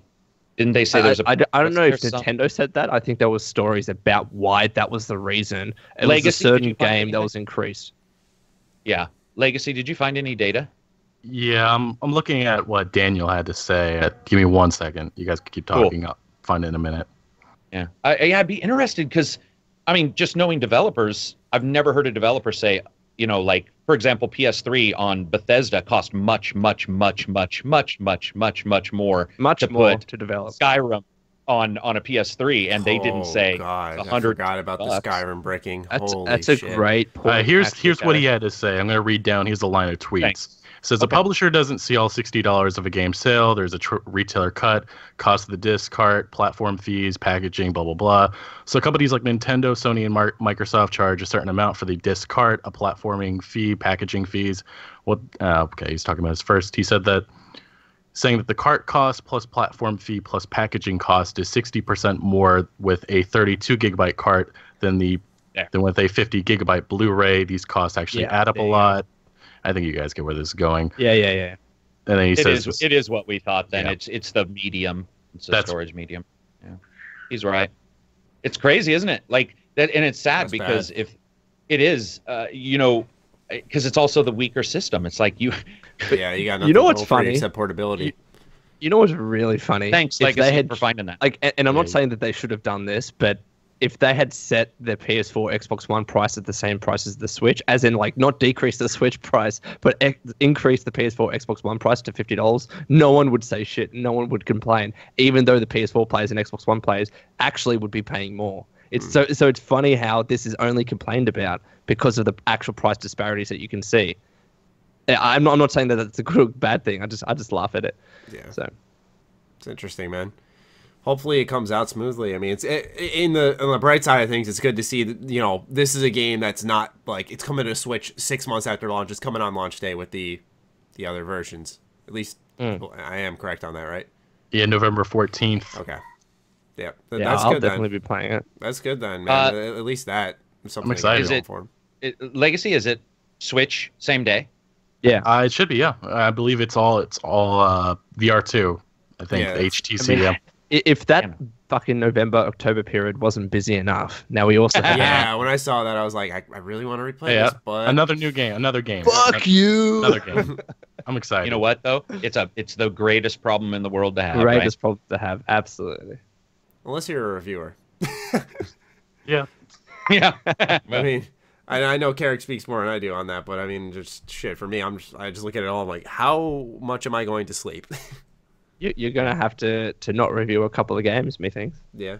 Exactly. Right. Like we miss so many. People always think it's like, oh, you guys got got tons of games. It's like you have no clue. No fucking. Well, every day there's a new game coming out.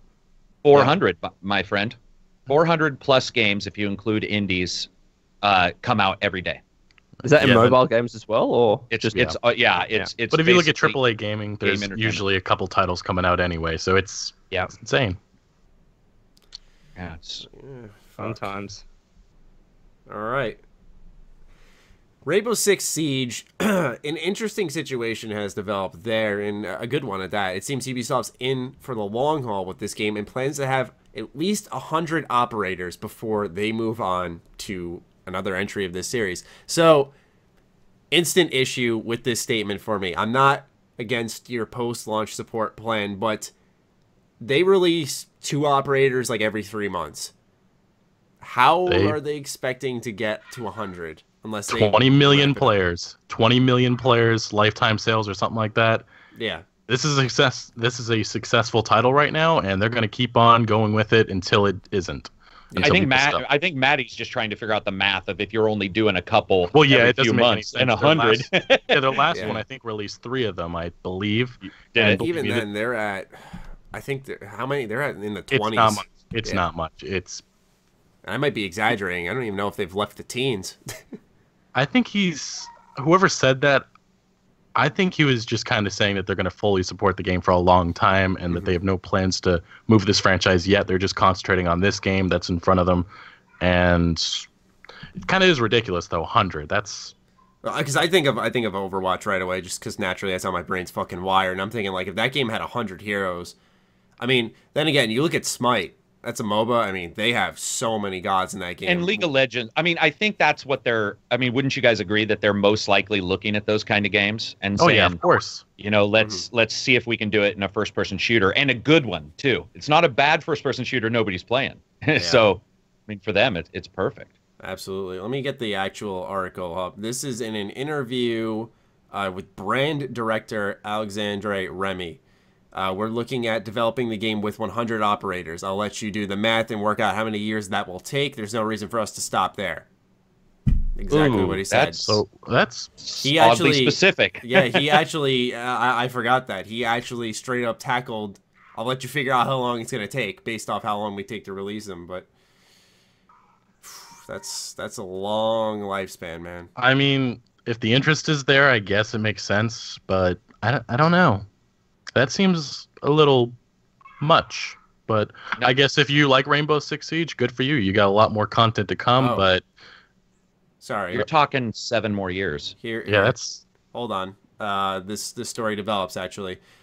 Oh. Ubisoft previously said, and this is specific to the GameSpot article. The original one I read did not mention this, so I apologize for leaving this out. Ubisoft previously said the minimum number of operators it wanted in Siege would be 50 after launching with 20 back in 2015. The moment that we hit 50 operators, that's the minimum that we actually want. So they're not stopping till 50. So another 2 years, 3 years, Right. maybe? Yeah. That's still a long time for. It is. Hey, good. I guess good That's for. great. No. Also, if I remember right, they have built in MLAA, which is the multiple frame anti-aliasing, which allows you to run the game at a lower resolution, but then pump it up because you use an alternate frames, which allows it to run on pretty shitty computers. So what they may be doing is they may just be like, hey, we've got a game that doesn't require the best thing in the world, and we have the ability to make it look amazing as well. Why release a whole new engine just to say we've released a whole new, a whole new engine? It's like it saves money to games as service, right? It's unfortunate, but we're going to start hearing more and more about that. Yeah, but I mean, 50 minimum. They launched at 20. I guess I was way off on my number. So with DLC and everything, they got to be in the 30s. I'd say. So. Well, that's the thing with a lot of online games nowadays. They just want these games to keep on going as long as they can. That's Grand Theft Auto Online. There's your first example. Well, one of them at least. There's too many to count. Do you think they make this decision almost, I guess you could say, slightly out of fear because you have a working platform now and they could go and make a sequel, but will that do as well? And is there really even a point to that? So do you think they just think to themselves, we kind of were in the shitter with this game at first? Actually, it's a little exaggerative. But then, they really picked it up. It's, as you listed stats earlier, Legacy. I mean, it's doing insanely well. Where they're like, why make a new game when we could just add operators to this one and cash in? That was the first game I bought a season pass for, too, so I think that says a lot. Also, when you look at it, there was somebody there was a big wig, and I keep thinking it's Rockstar, but it's not. But there was another big company where they just released, like, their internal discussions they were having about the future, and games as a service was, like, in 55 different entries, where it just said, this is our opinion is to move towards games as a service. And I mean, Microsoft has stated they are fully behind that. They stated it almost 2 years ago now, because I think it was January of last year when they first started dropping games as a service. So we're going to start seeing it more and more, and you stick around, and make the game playable for a ton of people.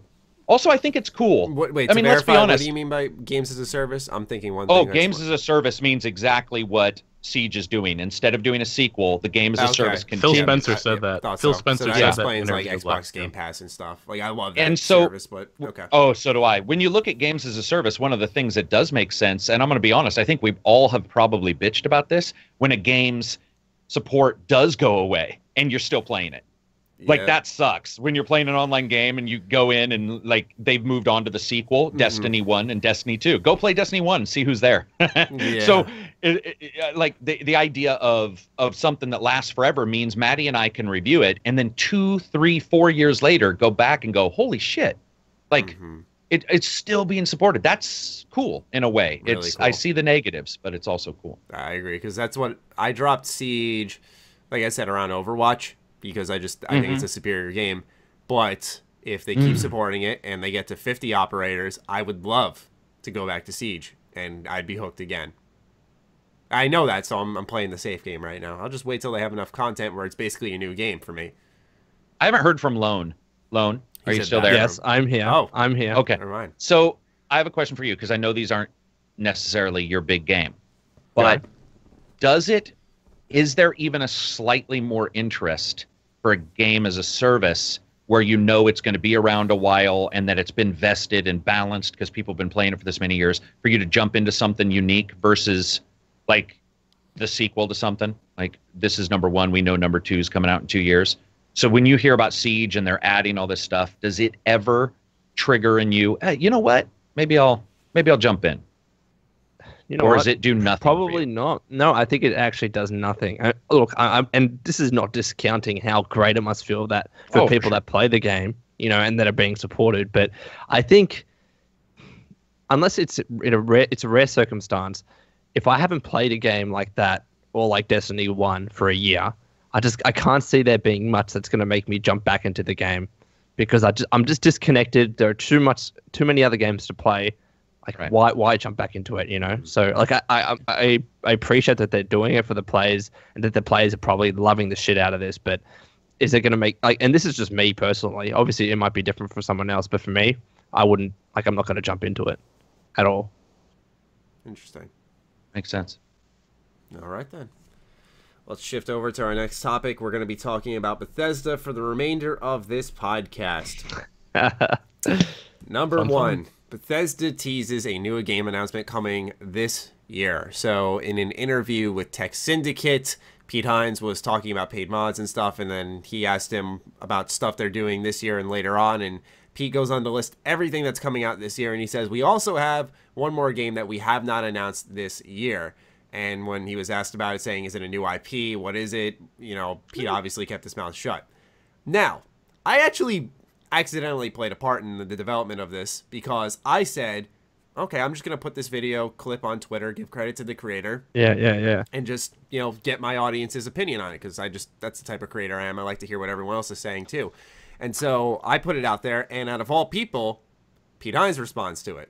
I'm like, what the What do you fuck? say? Yeah, I was like, what the fuck? Because, like, he doesn't follow me. So I was thinking to myself, how did he just directly respond to me? So He it must follows you He through knew it. Bethesda's He knew account. Matty would. Yeah, he probably saw it on Bethesda's official one, who actually does follow me. And he responds and says, actually, let me grab it, because it's really funny if I get the exact words of what he said. Lone, I'm surprised you didn't see this. You must have missed this. No, here it is. I've got it here. I probably just had a concussion from the beating I took online and was rambling. Ignore. Yeah. Which I found hilarious because he's clearly talking about Creation Club there. And Of course so he's talking about the Creation people Club, who, when yeah. I tweeted that, and I was just like, what do you guys think? They're like, oh, it's a Bethesda Game Studio, Starfield. And I'm like, look, no. And I'll get into that in a second. But for starters, you know, people instantly saying what it could be the second they saw Pete's tweet, which is a joke. Were backtracking and saying right away, look, no, it's nothing. Now, number 1, this Well, man did you is- see his response? Did you see his response to somebody else saying that? What? What did he say? There was an article by PC Gamer that said Bethesda. yeah. And Lone responded to this one. Somebody I said did. Kyle Rebel Road. Nope. Uncle Pete said he misspoke, and then he responded saying, "Or I was joking. Question is, which time?" He's such a shit stir. Yeah, he loves it. Okay, that plays more into exactly what I was getting into, which is he's human. He likes to mess with his Yep. following. He's done it before, whether he's telling someone off or joking with them. He's that type of guy. And what I was getting at was he's been doing this for 20 years. He knows what kind of company Bethesda is. He knows what happens when he says they're even thinking about making a new game, let alone saying we're announcing one this year. Okay, he knew what he was getting into, and so he's not going to say that. And when he makes a joke about it, he knows that people are expecting an announcement now, and he wouldn't have said that unless there actually was going to be one. And to be honest, what he said, it didn't seem like a slip of the tongue. Like, it was pretty clear when you watch that video what he said. It's not like he said, oh, and we have something else coming out this year that could just be like a DLC for fucking Prey or something, right? I mean, he pretty conclusively said what he said. Yeah, he said it's a new game, and we're announcing it this year. Like, and there was, and not to overanalyze the clip, but there was like a pause in between. Like, he thought about it, and he was like, fuck it, you know? And he said it. And so we also know Bethesda relies on that element of surprise heavily, heavily. So we know that he wouldn't pre-announce an announcement if, number one, if it was something big, but number two, if it was also, and by something big, I mean like a Bethesda Game Studios title, but he also wouldn't pre-announce it, once again, unless something was happening. Now, I want to get your thoughts on what you guys think it could be, now that we've really narrowed down it likely is something.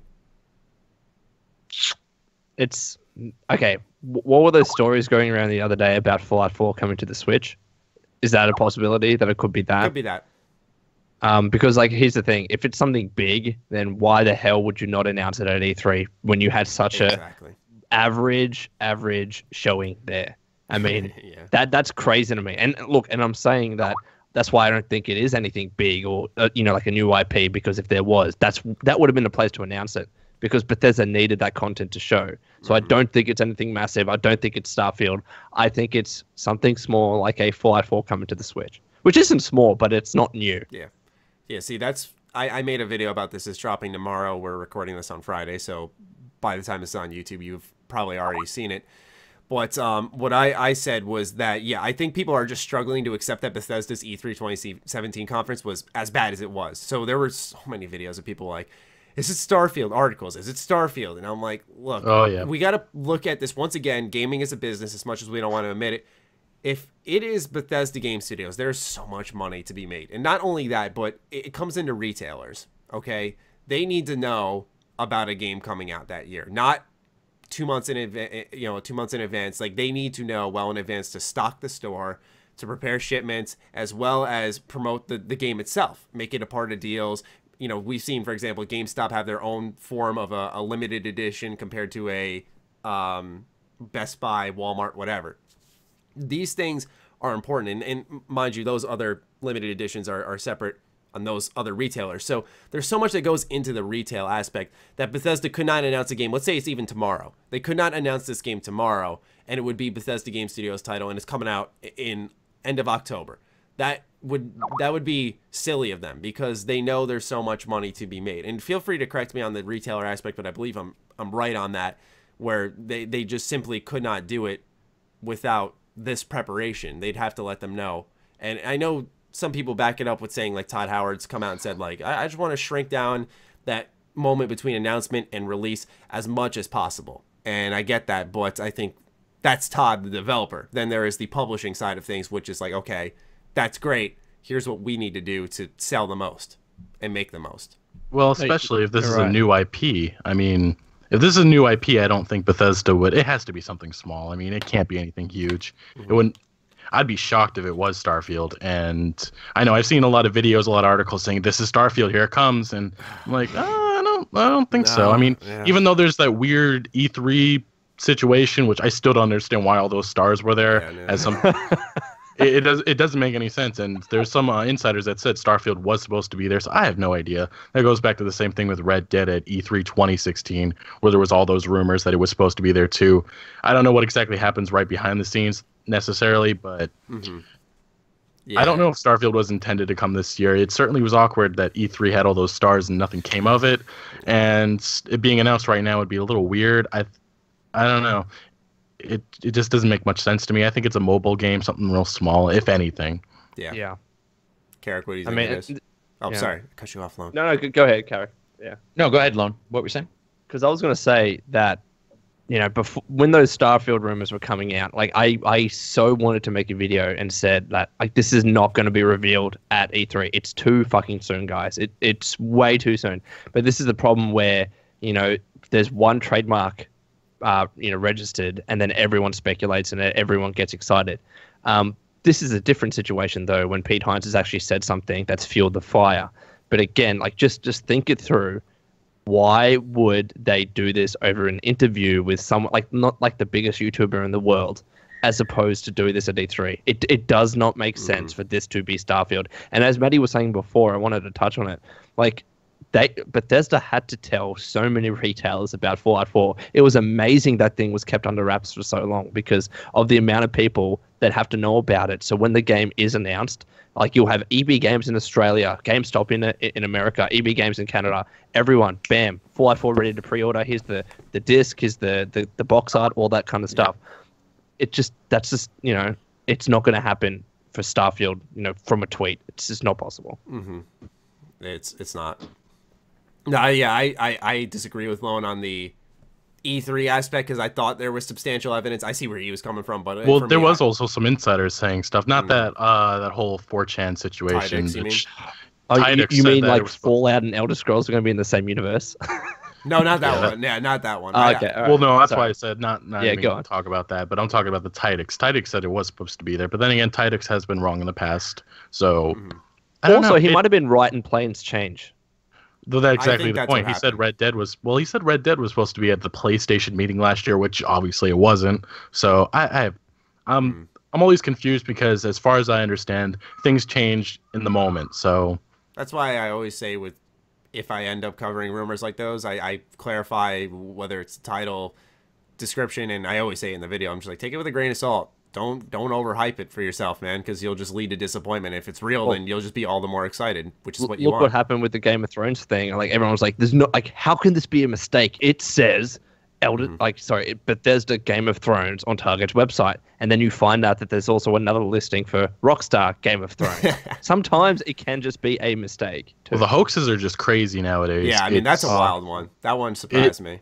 That goes with Midnight Club. There was a fake hoax that just came a few months ago. Somebody made a whole screen, a whole everything of it, and they, I guess, grabbed a bunch of models off of a car website, which they were rendered into I don't know what it was, but it was ridiculous. The whole situation. It got my hopes up too. I was like, this is it. We're getting a new one. Looks legit. Yeah. And then because then you watch your video like 2 days later, you're like, you fucking idiot. Why did you believe that? You've been through this with the Survivor. That's why with the Game of Thrones one, I was like, all right, this is exciting. I'm hyped too, but like let's just wait and see. I made a Game of Thrones video, not even on that subject, a day before, and then that news came. I don't know if somebody watched and they're like, "Hey, let's do something stupid," and that's why I thought it was awkward. And then I had to clarify in the comments. So I was like, "Oh, this is." I was like, "Good timing," and then I had to backtrack on that. Times, and then just people were like, "You were a part of this. You knew." It's like, nope. Same thing with the Quake Champions thing. I was like, imagine if they did like a crossover shooter, and it makes more sense now because I did some research and they kind of share universes, Doom, Quake, and Wolfenstein, all of them. And I was like, imagine if they do that and they cross them over, and then at E3 they say, BJ Blazkowicz joins the fight in Quake, and people were like, Maddie, how the fuck did you know? It's like, dude, didn't know. It was just a lucky time. I uploaded the video the day before. Silly stuff. Anyway, Carrick, what were you gonna say? What did you think this might be? If anything. Well, so Microsoft, a couple publisher/developers are big enough to do quick releases, but I would agree with you on the whole that most of the time they don't. But Microsoft has actually done it a couple times, and Bethesda's tried to shorten up their announcement time. So I think that the problem with Bethesda is they fucked themselves over with the Starfield at E3. That was obvious. You don't just randomly put them in there and then put it at the under construction. Like there was too many things there indicating, and also the word I got from the same person who leaked to me like a year and a half prior about Far Cry Primal being real was that it was supposed to be there. So I'll take that person's, reaction as being real, and that plans changed. One of the great videos, if anybody gets a chance and really wants to hear the behind the scenes that can happen, there's two particular videos, but the best one's probably Jack Trenton with Ryan McCafferty on IGN Inside. And Jack talks about him apologizing for the hack of Sony and Sony not wanting him to, and all of this crazy shit that happens behind the scenes at E3. For example, that he didn't know if he was going to get fired. He was just like, you know what? I have to apologize to the fans who got hacked when PSN got hacked, and we haven't apologized yet. So he walked out there and he apologized, and that was completely unscripted. So those kind of unscripted things do happen. Call of Duty, we all know the Call of Duty story where somebody was pretending to be playing and they actually weren't, and it was recorded, and then their controller went out and it just kept playing, and everybody's like, oh, come on. So we know that those kind of things happen all the time and change all the time. I don't think it's Starfield, only because we haven't got – It almost feels like what Legacy was saying, where did somebody watch this on a video and decide to fake it? And the reason why I say that is because it's piecemeal. And it's not piecemeal in a way you would expect, where it's like, oh, this is backing up this. It's just like, here's something that might be, here's something that might be. And then I honestly do believe that Pete really likes to fuck with people. And I think that I think he was telling the truth when he said there was a game, obviously. That was very specific. And if you do lie too many times, you can ask any PR person, they'll tell you. You can joke and think it's funny, but over time they'll stop trusting you. They'll stop using you as any kind of news source. And I don't think Pete wants that. So I think there is something coming, but like Lone and Legacy, all you guys have said, it'll be something, it'll be a port or something small. I also do believe that I'm waiting personally for Bethesda to see how successful Fallout VR is and see how those work, because I would not doubt if they're maybe looking at an actual Skyrim VR, getting all that set up, you know, what kind of things they can do with VR as well. It may be something small like that, you know, versus like Starfield's a big, I mean, that is almost a Fallout / Skyrim title. So it'd be surprising. I'll add this. So if we all can agree that E3 2017 Bethesda's conference, there was some certainly very odd circumstances around it. Not just even the length of the show was very awkward, and the amount of stuff that was shown, it didn't need to be. There was no conference needed. It was a waste of time. Let's be honest. But so how long are they going to wait until showing Starfield? I mean, I don't think it's coming at the end of this year. I don't think it's the mysterious new game. That makes no sense. But how long can they wait if this game was supposed to be shown and released this year? That's my question, because obviously I don't think they're going to release it in early 2018, as that is, there's way too much competition for them, I would think. You got Red Dead, you got Far Cry, you have a bunch of Sony games, Spider-Man, God of War, all those games coming in early 2018. I don't know if Bethesda would do that, but I wonder if they're going to wait all the way to E3 2018 to reveal it. But it just makes me question. No, I agree with you, and I also think that just talking to people who are developing Star Citizen and those kind of things, No Man's Sky burned a lot of people. Yeah. Not only in that company, but outside of it, and their discussion about games. Star Citizen got impacted, and it's already got its own issues. Elite, all of the games that are somewhat connected. So I also wonder if Bethesda was like, okay, listen, this game that somewhat does some of the same stuff is being hammered, and we know we want to release it later. Let's just not talk about it right now. I mean, there's other things that happen in the industry that don't connect to that company that happen around, and they're like, ugh, this probably won't work right now. For example, I don't know if you guys know, Andromeda's bad, but there's a Dreamcast game where you actually fly planes around New York and you can destroy the Twin Towers. And guess when it was supposed to be released? Fuck off. 9/11. Yeah, no it's wild. Wild something. Yeah, and it's somebody found it actually. Finally, there's a playable version you can download on an emulator, and you could smash into things. And they were like, "Yeah, we're just, we're not releasing it ever." So something outside, and No Man's Sky was a big debacle. No Man's Sky was a big enough issue that like FCC and different organizations were looking at it, going, false advertising. False advertising, yeah. But it wasn't exactly false advertising. Yeah. It was not. But I'm saying they can still look at it. To say it's not means you have to look at it to decide if it is.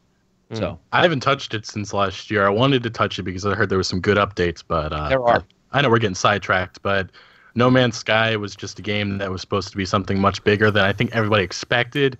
But I think deep down, we all should have known what it was going to be. I mean, it's a team. 12 people made the game.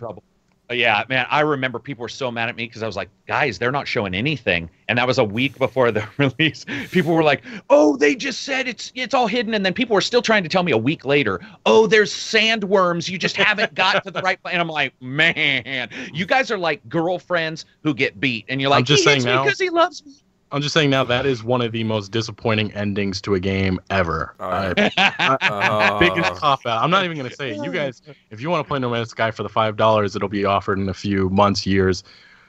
That ending just was, I don't know. It was someone made a joke. Out. Hey, thanks.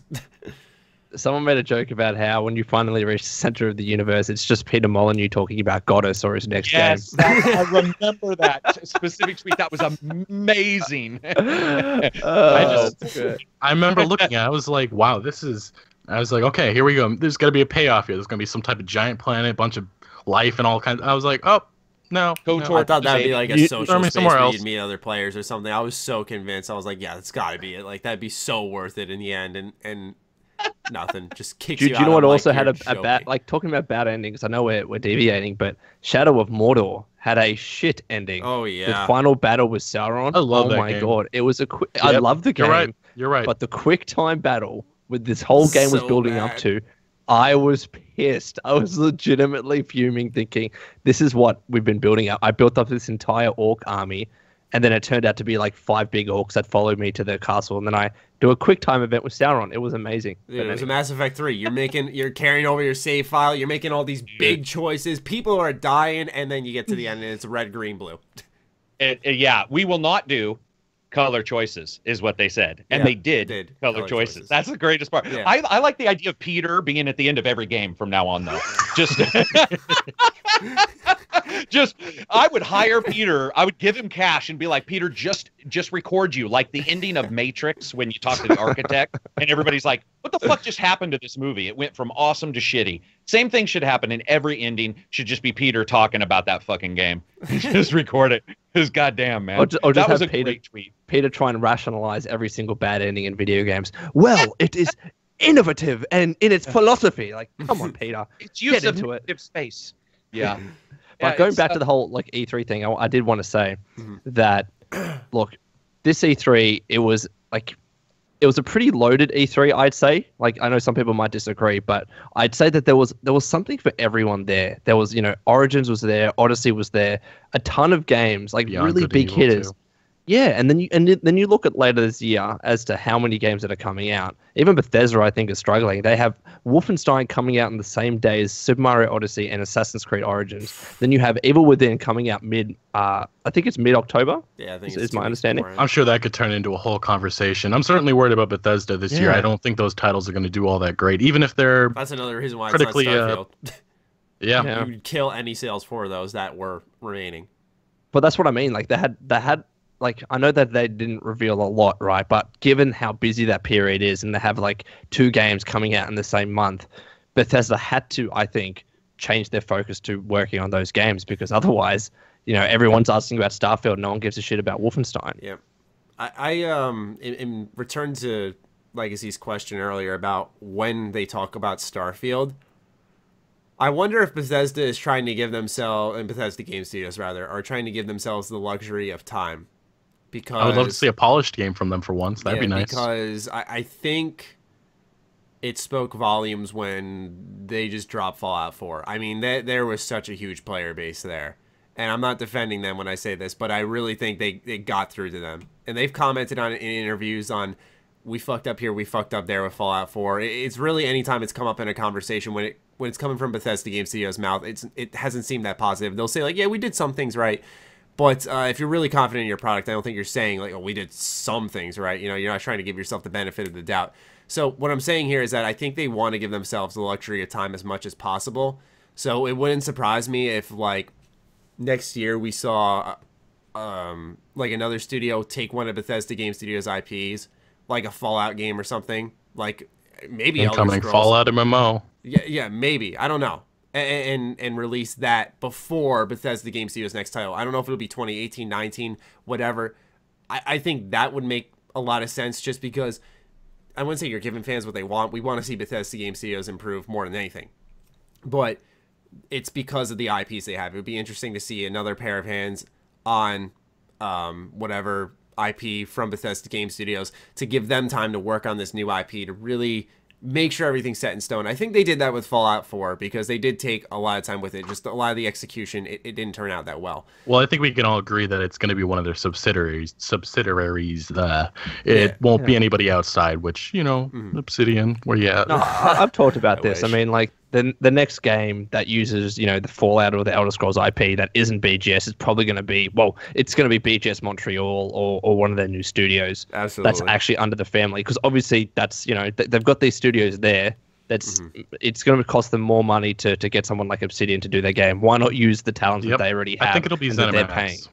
I Right, think it'll be and ZeniMax, ZeniMax Online Online, Studios. good. I think they're going to make I agree, sadly. I don't want this. I think I made a video on this a few days ago. I said deep down I don't want it, but I think it makes sense And while I think I obviously had the core Fallout fans saying, I don't want this, I want an RPG, I want it to be done right, why don't let Obsidian? I'm like, no, I mean, multiplayer Fallout, people are going to want that. The general audience will buy it. This is the problem. I mean, it's when looking at things from a purely creative fan standpoint and a business standpoint. And like, look, I've said this publicly in videos. I want Obsidian to work on the next Fallout game because otherwise we're not going to get one for ages, yeah? But look, like I made an entire video about this. Look at how Bethesda has treated its properties from like the past 7 years to the previous 7 years. In the previous 7 years, the majority of their games that they published were developed by third parties that they got on board. In the past 7 years, only one game has ever been created by a third-party developer, and I believe that was Elder Scrolls Legends. Everything else has been developed in-house. And that's a clear change in their practice. Whether or not you agree with it or not, that's besides the point. The fact is that they've made that decision, and it's a purely business decision. Okay, and then some people are saying, well, why not just buy Obsidian? Do you know how much it would cost to buy Obsidian? They're such a good developer with so many IPs under their arm. They would be $100 million studio plus. It would be insane how much that studio would cost. Not that it wouldn't be worth it. With that not that it wouldn't be worth it, but it's a lot. It would be so expensive. Mm-hmm. Ridiculously expensive. That's a really valuable piece of information you just put out there, that it has not gone out of house since in the last 7 years except for that one title. That's huge. I never even picked up on that. Yeah, I saw that video yesterday and I was like, I didn't realize that either. That's absolutely insane how much Bethesda wants their subsidiaries. I cannot say that word for anything today, but they want them to make their games, and I get it. It makes sense money-wise, and that's why I think ZeniMax Online Studios probably is the next one in line to make a Fallout game. And that's why when people say that Elder Scrolls Online's horrible, that's all I see. It's horrific. Nobody likes it. I'm like, no, it has its own base. It has its own base. I'm not saying it's the ideal Elder Scrolls game, but I made a video. What it is. I love it. I'm so proud of myself for this one. Just Elder Scrolls Online is not bad. That's all I fucking called the video. And I just say, like, look, this may not be the Elder Scrolls game that we all fell in love with the series, but it's a good game. I enjoy the game a lot. I hated it at launch. Disliked to hell? No, I actually was not. I was not. Good.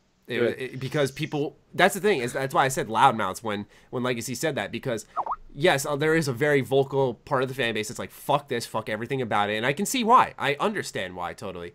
But with that said, there is a much larger following for this game because, number one, it's an MMO. Number two, it's Elder Scrolls. And there are people who have hopped into it skeptically and been like, you know what, this isn't too bad. I like Elder Scrolls with my friends. And what Legacy was getting at earlier, I wouldn't be surprised that they did this with Fallout. Would not be surprised. Not saying I endorse it, I want it. I would not. Just don't title the video that. Just don't title the video. You title I want to Fallout MMO. Fuck no. No, I just would not. I would not be surprised. And you know what? The thing is that with Elder, and here's the issue I have with that, and while we are deviating, but Elder Scrolls Online works in a way because of its universe, because there's so many races and the time period it's set in. Like, sure, we can imagine all these different players are running around. In Fallout, is it really a wasteland if you got 20,000 player characters running around the same area, shooting the same shit? And plus, you don't have I guess you could say, all right, you have a super mutant race, a ghoul race, a human race. But what else is there? Think like maybe instead of like races, but here's the thing: races and factions are different things. You'd have a race like a human or a Vault Dweller or whatever. Oh no, not even Vault Dweller, just like. But then you'd have factions like Railroad, Vault Dweller, Brotherhood. That's the issue. Is Brotherhood, Enclave, Caesar's Legion, NCR, and so on and so forth. So that could be the way you get around it. I mean, you could have a limited group of races, but then you'd have a ton of factions. Mm-hmm. Yeah, like, okay, here's the thing, is, like, a lot of MMOs have, like, the typical, okay, your class and then your starting area. So you could say, all right, I'm NCR, or I'm Legion, or I'm with House, I don't know, we'll say that. And that's where you start under, I mean, what classes could you fit into a Fallout MMO? Because I know we do builds in Fallout MMOs, or I'm sorry, in Fallout games, but, like, in an MMO, it's a totally different ballgame, because you got to pick a class. Like, what in Fallout would you say is a class? Like, I use two-handed guns. I use pistols. Okay? Like, Can I be honest? I mean, like, I completely see a Fallout and MMO coming, but I don't think the franchise is fit to it. And not not. just because it's traditionally a single-player RPG, because Elder Scrolls was too, and the MMO is fun to play, and it does work in that regard as an MMO. But Fallout, like the story, the factions, the races that are there, I don't think it works well with the MMO genre. it's forced. They'll But find I a think way. they're going to try. They'll put it in New Orleans, put it on the West Coast somewhere. They'll find a way. Well, they'll find a way, but like the It may question not. is it No, gonna we may work? not like it. It may not work, but Yeah. I think they'll do it no matter what. Even if that I agree. angers us. Well, here's the thing: is ESO launched, and I thought no hope for this game. You know, I didn't like it, and they Look at it. redid it with Tamriel Unlimited, and it turned out to be it's pretty good now. You know, they Yep. added the right content, they listened to the right feedback. You know, especially with the one Tamriel update that was announced, I think last year, where like everyone, no matter what your level, you know, you sync up together. That's awesome. That's great. I mean, like the other day, I mean, right now we're doing this big playthrough with the collab mode channel on Elder Scrolls Online, and I'll be right some back. people are just playing it on their own. Yeah, they're like, I just want to do some quests, I want to level up and stuff, but we can all come together at one time, play that game together, and it's fun. Like, it's not like the most amazing thing in the world. If I played it on my own, I'd probably get very bored. But hey, I say the exact same things about Borderlands 2. Yeah, good point. All right. So, Bethesda. was that our last topic? Little tease. No, we got just one more quickie. This is about a mod coming out very soon. Fallout New California. It was renamed from Project Brazil. Basically, the that's story right. with this mod is that there was the first part released, I think, 2013, and now the rest of the package is coming out very soon. It's coming out 6 gigabytes. Release date soon. They are aiming for a 2017 release date. It's a prequel to the older Fallouts, basically, and it's set during 2260, or during that era. You know, when Creation Club got announced, this is kind of what I wanted it to be. I mean, I get that from a technical Right. standpoint, we can't get stuff like that, but seeing quests, seeing stuff like really creative stuff like that, seeing Bethesda support it, I just deep down I wish for it. Fallout the Frontier, Fallout Cascadia, Fallout 3 to Completely Fallout with you, 4. brother. These are the projects that if they got supported by Bethesda, the community could get behind. Absolutely. But Creation Club right now, I know we don't want to talk about that because it's just going to get maybe Carrick angrier alone. But it just makes you wish a little bit. But this is we're deviating. You've brought it up, Legacy. I know. I don't get this argument about how Creation Club mods.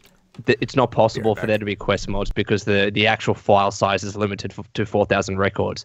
I mean, is it just the case that they've used those file sizes because the mods that we have at the moment are very small ones, and if we ever were going to get a big quest mod, they'd use a different file size? Why is that not possible? I don't get the technicalities behind that. It is possible. So the new plugin is only able to carry 4,000 records, and one of the positives of the new plugin is actually probably the biggest positive to ever come out of Bethesda since they fucking did Daggerfall, which is you don't have conflicts.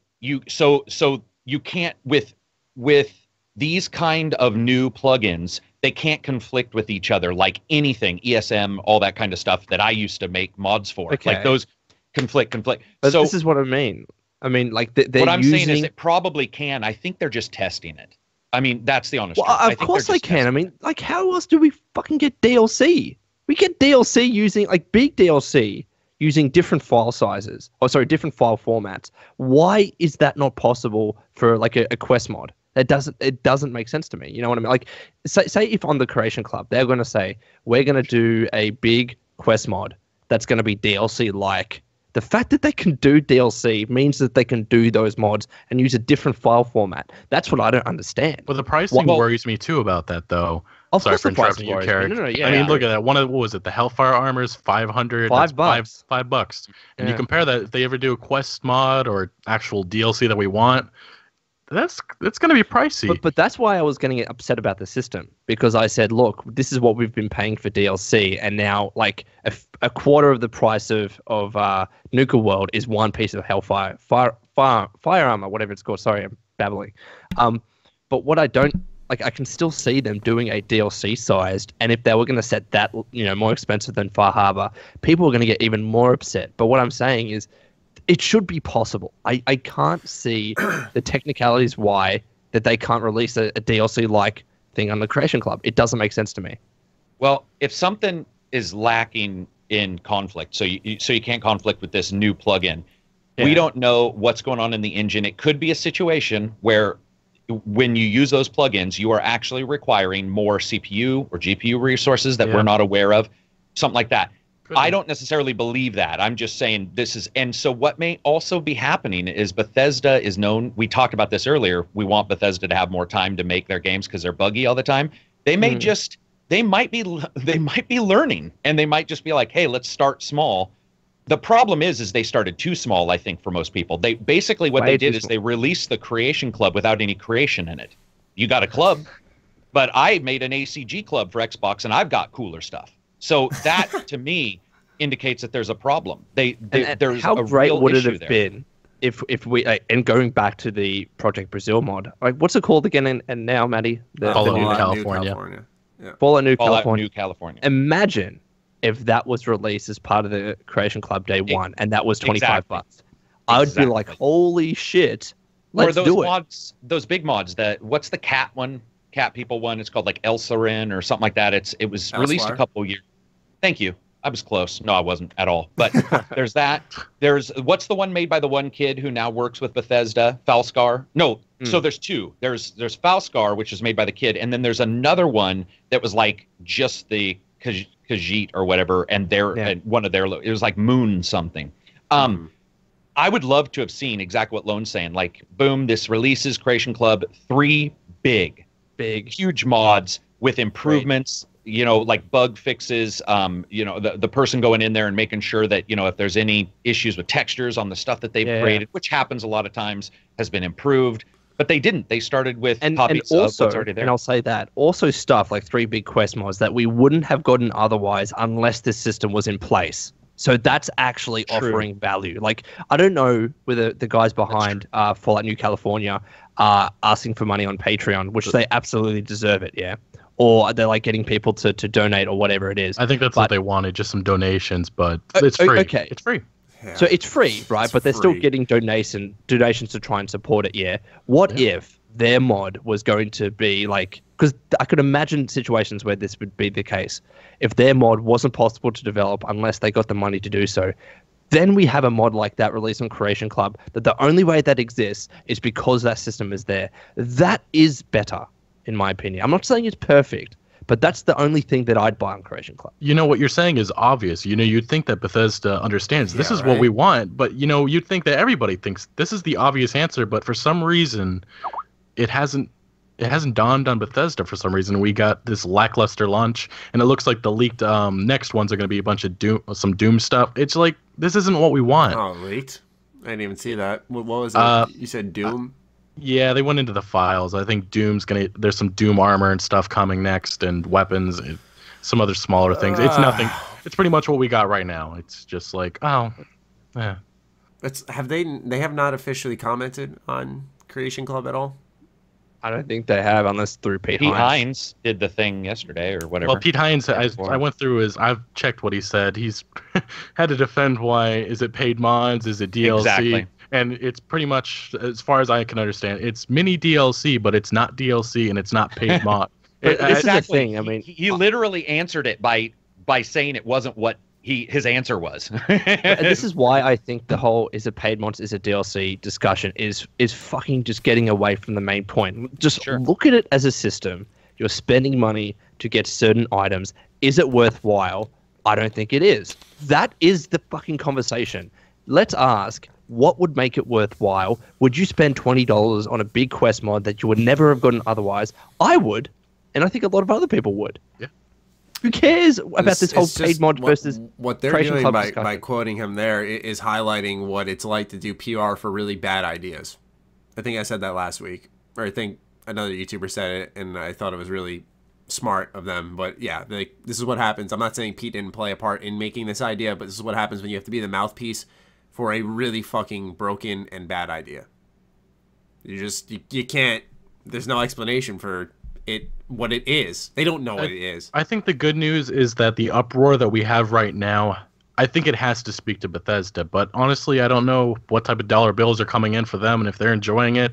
but the reception right now doesn't seem very, positive for the future of whatever Elder Scrolls' Creation Club launches, or Skyrim, I should say, and this. So, and even if we go back to Project New California, look, the fact that these guys have been able to, it seems like that they have a full-time job already, and that they're doing this as a hobby, as an aside, because volunteer work. Like, yeah, and because there's no way that they'd be able to do so otherwise. Fallout 3 and Fallout 4 mod. Right, like people need money to survive. But let's say they get to the end of this project and say, that was great. People love this thing. We got some donations, but fuck, I can't do that again. Like, I lost money doing this. But that's what they've said with some of the other ones, like Fallout: The Frontier. I think that the team behind that said that when it's released, or was one of them, they said when it's done, they're done. They're no longer going to be doing anything else. And now let's say at that point, Bethesda came to them and said, we want you to create something similar for Creation Club. We're going to sell it for $25. We're going to give you royalties and also paying you in milestones. And they were like, yeah, let's do it. I don't see a bad thing with that. That's what I don't understand either. These projects, just based off of donations and such, they're phenomenal. The voice acting, obviously there's losing bugs. money, and that's why I feel bad for them. Well, what I feel bad for, and we talked about this last podcast, and I fucking fumed about it all weekend because I should have just said what I really thought. I probably did, but the fact is I still think the biggest disrespect I've ever seen from a company this year is Bethesda not paying Creation Club members by download. Sorry, you guys may by not, download or by revenue. By download or revenue, I but read not that story just by too. milestone. I read that story I'm sorry. too. I cannot handle paying. Pete Hine, though, he went on the defensive on that. He was saying, well, I think he was responding to a bunch of people on Twitter because they were angry about that too. He's like, well, we pay them a set rate and that's it, which is it's kind of ridiculous when you think about that. But though. That's how independent contracting works, guys. Like this is a different conversation. Does it make sense? It makes sense. No, keep going. Sorry, I was thinking. It makes sense, but at the same time, it rubs me off the wrong way. It really does. Here's the thing: if you look at Total Biscuit, like this is a thing that does not have a clear answer.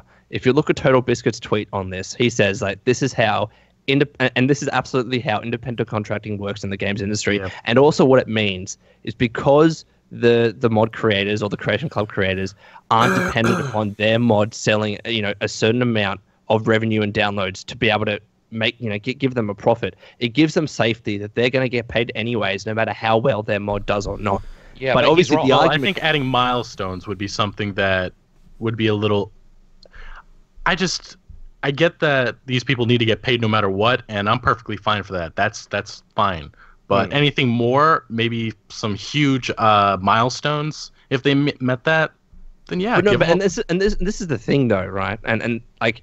I agree. Like, pay them on regular milestones for how the progress of their developing this Creation Club item, and then milestones after the download, the Creation Club content's release, and how much revenue it gets, etc. Look, I'm not against that. Absolutely not. But this is the thing, yeah. People are getting upset about this, but people were not getting upset when the voice actors that went on strike that wanted bonuses or royalties for every X millions of a game sold. Gamers said to that, well, why do you deserve that? You don't deserve that. This is the exact same situation. No, it's the not. Exact same. Well, it's similar, Carrick. It is. Okay, it's similar, but it's not the same when somebody else is writing your words for you. No, hang on. Somebody else is writing your words for you. Right? Like if I wrote words for you, that's different than sitting there and creating something from the very bottom. But this is this is the thing though, Carrick. I mean, like, there is no other thing. No, there is, because what people were saying was that those voice actors don't deserve royalties because developers don't get royalties. And then the discussion came into it, well, do developers deserve royalties? And everyone was saying no. Okay, here's the thing. We have different fan bases. Yeah. So that is not what I was hearing. Okay. So I see what you're saying. So, yeah. So what I was hearing was that a person who creates everything versus a person who comes in to deliver a performance, right? Yeah. Movie stars, though, they lately have been writing in behind, long tail sale stuff, but some of them don't do that. What I was saying is, Total Biscuit's wrong, completely wrong. There are many developers who are independent who get paid by milestone. I've worked for them. Well, So I don't know what he means. there's one Can big you example I define- can think of though. Wasn't there a royalty or a milestone or something set in place with Yeah, Fallout for New Fallout 3. Vegas? Or Fallout New Vegas. Fallout New Vegas. I know that's maybe not. Metacritic. Yeah, exactly. I mean, that's an example of a milestone, or I guess. No. Like, let's try and define it here. Milestone is the term used when they they finish a certain percentage of a piece of content. So let's say the milestone is finishing developing 50% of Fallout New Vegas. Yeah, the bonus or the royalty is that if you hit 85 on Metacritic, you get a certain amount of money. Like so. Yeah, what and I'm I think- saying is, yeah. the people. What I was saying was the people I know, and I'm talking to like now, are getting paid via are getting bonuses for sales, and I've never heard of that yeah. not happening. And this is the thing. I mean, this is what I'm saying. If we are going to say that Creation Club modders deserve a not just regular milestones, but also a bonus when their content sells X number of dollars or number of downloads, whatever it is. If that's what people believe, then let's also have the wider discussion as to whether developers deserve that too, because that's the same thing. And I'm not saying that. Which I do think they deserve it. Gotcha. And So do I. And this is the thing that annoys me. No, and I agree. I think they do as well. But this is the thing that annoys me. People are picking battles, and they'll say, "Well, that deserves to happen," but I don't actually think regular developers deserve a bonus. That's hypocrisy there. Let me give you a comparison. I've worked a retail job in the past. I'm sure everybody has, and I got bonuses for how the company was doing. This may be outside of gaming, but I just kind of find it ridiculous that developers, modders, whoever is working on these don't get bonuses all the time. Because that's exactly what I'm saying. Like, let's be consistent with our arguments. You're right about that. You are right about that. If people say, well, those voice actors and those developers don't deserve a bonus, but these Creation Club modders do, what is the difference there? Be consistent with your arguments. If you're going to say that one deserves a bonus, then the other does too, but I don't see you coming out about that. Well, there might also be the situation where, as somebody who's signed a lot of this kind of stuff, where one independent doesn't get healthcare, for example, or independent doesn't get a place to work. They're working remotely and they're paying their own electricity and all that.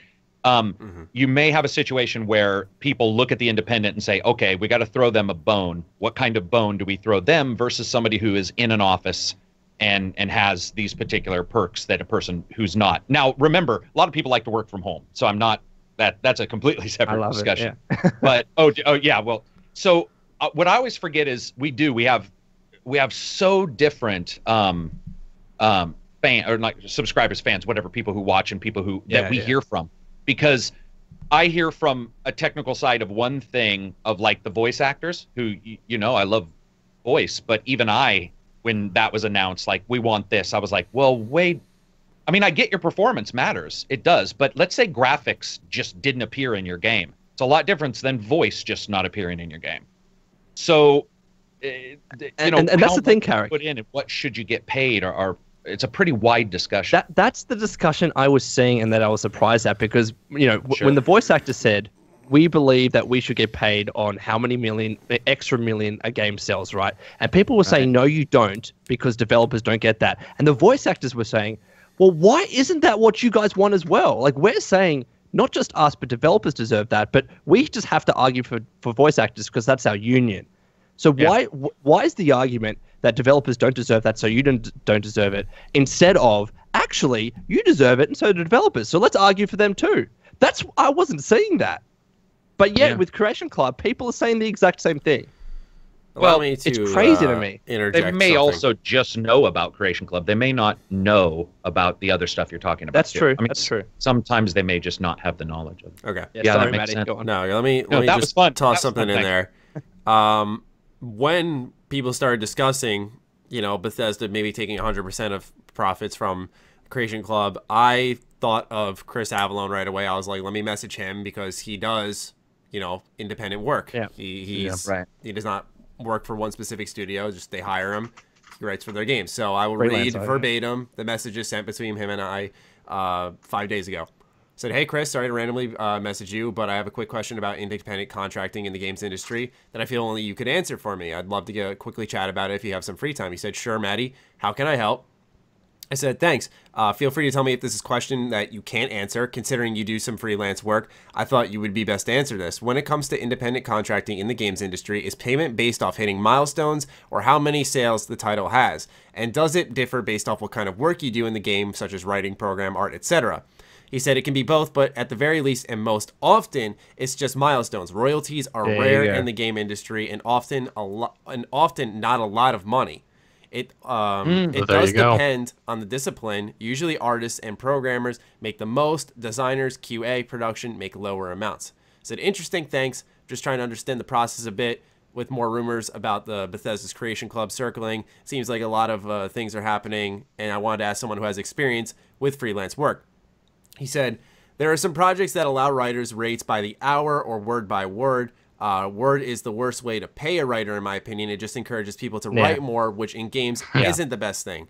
I do know of I misread that. I do only know of a few indie projects where the payment is solely based on sales, and everyone contributes for free in the hopes of a payout at the end. That can be a long wait, though. And this is the thing. He just said that pretty much the norm is no royalties. You get paid upon how many hours you put in, right? But yet people will get upset at Creation Club. And I'm not saying there's not reason to be upset, but why weren't you also upset about how contracting is usually done in the games industry? You never said anything about that, yet you're angry about this. And what's the difference? Well, I think that this was in the Q&A for Bethesda's. It was there, and no one realized it because no one cared. But I think everybody's trying to find a reason to get angry about Creation Club right now. See, it's the hot topic. It is the hot topic. And I haven't heard any modders come out who've worked on this or anybody in general complain about this. I mean, I think we've all made it clear that we think that they should be paid more. Developers too, voice actors, whatever. We can keep on going with that. But it just, this whole thing. Creation Club's the hot topic right now, and everybody wants to get pissed off about it. But I also... Go ahead. Sorry. You're good. No, you're good. Go ahead. I was going to agree, and I say, but also, if you listen to his answer... there is actually there's some subtle differences there. And one of the big ones is who's doing what is one. And then whenever anybody says that there's some flexibility and these people get paid more than these people, suddenly what happens is the entire discussion becomes this gray area, which it sounds like is what Lone is having an issue with, which makes sense. Like, why are you saying this if you're not wanting it over here, blah, blah, blah. But I think what's honestly happening is Creation Club offers a window into something that some people couldn't understand prior.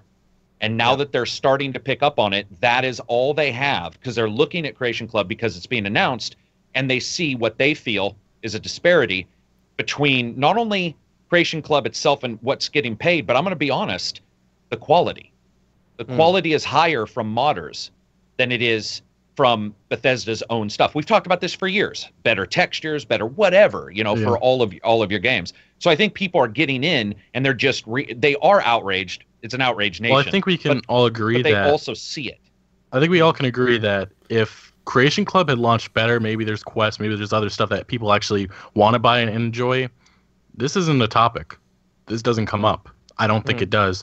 I think it certainly is a problem, or not nearly as much. I think And I wanted to clarify. I mean, I'm not saying that because this is the norm in the games industry that Creation Club modders don't deserve to get paid based on royalties. That's not what I'm actually saying. I'm saying right now, I'd like that to be the case for milestones, and also if their mod does really well, they get a cut at that. I think that would be absolutely amazing for the creator. It also incentivizes them to keep doing this and make more content and make more great and bigger content. That's fantastic. But people that get upset about this are trying to do so just what you said, Legacy, is because Creation Club is a hot topic and people want to get upset. Let's be real here. That is not the problem with Creation Club. The big problem with Creation Club is the content and the pricing. It's not the fact that they're not getting paid based on, royalties and stuff. That's a subset of it, I agree, and I'd like to see them get paid on royalties. But the bigger problem here is the fact that it's, what's available and the pricing. But people are just trying to get outraged with it, which I think we need to properly pick our battles here. If you want to get upset about the royalty system, fine. But where were you when this voice actor thing happened? And voice actors were saying, oh, we also believe that developers should get paid based on royalties too. Because from the games industry, like a lot of the community, at least from what I saw, I did not see that argument being made. Yeah, it's Well- being made here. That's inconsistent. It is inconsistent, but I mean, at some point we have to just, I mean, like you say, where were you? I don't know who you is. You know, I see what you mean. Yeah. we both have different like groups as well, but we don't know where the people were. I just sold for the first time ever a Xbox One used to a friend who's never played a console before. So he doesn't know, and he finds out about Creation Club, and he finds this out, and he can only talk about Creation Club. I also think the fact is that a lot of us have a little bit of inside baseball, and that can make it even worse because we expect some knowledge from people that don't have it. That can be a big deal. Additionally, when it comes down to it, sometimes I think people do just pick the battles where the window of information is there. Creation Club allows it. It's got one issue that maybe they can't figure out, but they can understand pay. Like they can pick up. Most people Everyone understand talks what it's money. like to not get paid, right? Yeah. Money, money, money. But then they don't understand things like I said, union. A union protects you from some things. Guess what? An independent contractor does not have that. That's what I've been all my life. So Developers don't have that either. People and don't developers understand. Don't have that either. So you have these different groups. So saying where is somebody in this one argument, they may not agree that argument needs to be made because that group is a subset in an area that has its own offices and has healthcare, and they don't. And so there's so many gray areas. To me, the problem is it's not even that things are bad. It's the fact that they're so piss poor with their PR and their information about it that all it is talk. Like none of us know what's happening. That's sad to me. It's sad to me that we have to go, well, what do you mean this happens or this happens? Why do we have this, not this? It just got released, man. I mean, it's just so weird. It's just like, oh yeah, Creation Club, but there's nothing there. And I mean, it's like a magic show where there's no fucking last trick at the end, and you're like, so the pigeon's dead? Okay. Yeah, wait. Never- So there was a compartment for the rabbit? Well, what? Yeah. Or to the rabbit, is the rabbit dead? Yeah, it's just, and I think that's, so for me, my inside baseball is maybe some of the stuff I've done, yours because we know, what you've done on the side, Maddie's because he's a reviewer, he knows people like Chris, and Legacy because of what he's done in the channel and what he's focused on. But sometimes those fans just don't know, and they argue. And I guess our goal, or the goal, should be for us to make videos that makes it a clear and concise I was just about to say that. discussion. Yep. Yeah. Well, Something that's a job like- for all of us. Yeah. To get the points out there and make sure people are informed about things that aren't right within this industry, whether that's Creation Club, whether that's whatever is going to be happening tomorrow. Crunch time. And that's the thing. Like characters touch on a Yeah, point there you where, go. Crunch time. where I am been guilty of this so many times where I'll generalize the internet and I'll generalize the community and I'll generalize the comment section. And have I done that in today's podcast? Probably. And yeah, Me I have too. to apologize for that, right? No, and we all have. everyone does that. Yeah. I mean, like it's how YouTubers are generalized, and I hate that. Yet I'll do the same thing about the internet and what I see. But I guess I have to keep clarifying. This is just what I saw, and it kind of irked me a little bit. Yeah, So- that makes Yeah. sense. Sometimes generalization just it almost It happens just happens. subconsciously where like you're Yeah. you're thinking of what exactly you are generalizing and it makes sense. Like I remember for my Hellblade review, I remember I said this is why we game. That's what I said. And in complete honesty, I did generalize, but I was generalizing people who like story and who love sound. That's what I was generalizing, and that's why those types of gamers game, because that's what fucking Hellblade delivers on. But people thought I was generalizing my entire audience, and quite honestly, that's what the review title shows. Was it my intention? No. Was that the case though? Technically, yeah, but I was, like I said, it just happens subconsciously, so you can't blame yourself sometimes for that type of generalization. In an Well, a argument where- generalization, if you believe in fucking evolution, Maddie, generalization's there to save you from getting fucking eaten. So, I mean, people do it for a reason. Like, there's a very valid reason of that. But I think most conversations we've had always starts with that, and then we define it as we continue, which is totally normal. And then identify where we come from. I just think the sad fact is we can all agree that it's a piss poor launch.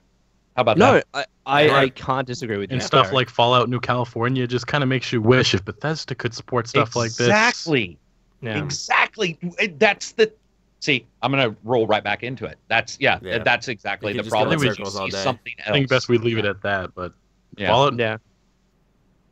No, yeah, that's what I'm saying. You could literally go in circles all day because it's just like, how do you not know? Okay, argue, argue, Yeah. argue. How do you not know that we like this? Argue, argue. And it's just endless. And So, and this will be a closing point on the Okay. whole independent contract royalties thing. I just want to ask for people that talk about that, let's not treat Creation Club as doing something different as to the industry norm. If we want to talk about that and how bad it is, let's talk about it in the biggest context. Don't say, well, Creation Club is doing something so bad. Well, actually, it's the norm. Let's talk about the norm. And if that's the problem, that's the problem. And let's talk about that, because that's where the conversation should be had. Because Team if we don't, Bondi. yeah, Didn't they have? I thought Team Bondi, other than the crazy harassment stuff, I thought one of their major reasons for falling apart was because of overwork and just horrible treatment, crunch. Yep. So it's that, like, yeah, there was I- huge stories about that, and also relationship Australia with- is just too expensive to make games. But Yeah, the relationship with right. Rockstar went downhill too. yeah, there's a lot of problems there. Yeah. Yeah. The It's- technology they were using was difficult to figure out, and I remember reading too many articles. There was too many issues with that, but hey, LA Noir's back. yeah, it was a good game. John Noble and I going head to head.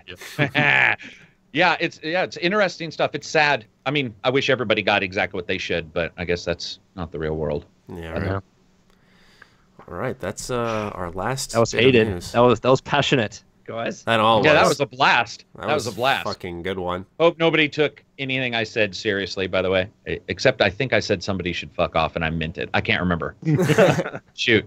But no, that was a blast. That's the way it should be sometimes. I mean, the thing is you can not care, but that's sort of crappy. Like caring. I think we causes are passion. all here, being passionate, and I made a few mistakes on this podcast, right? But we're all doing so because we love this industry and we No, want to see it prosper. Of course.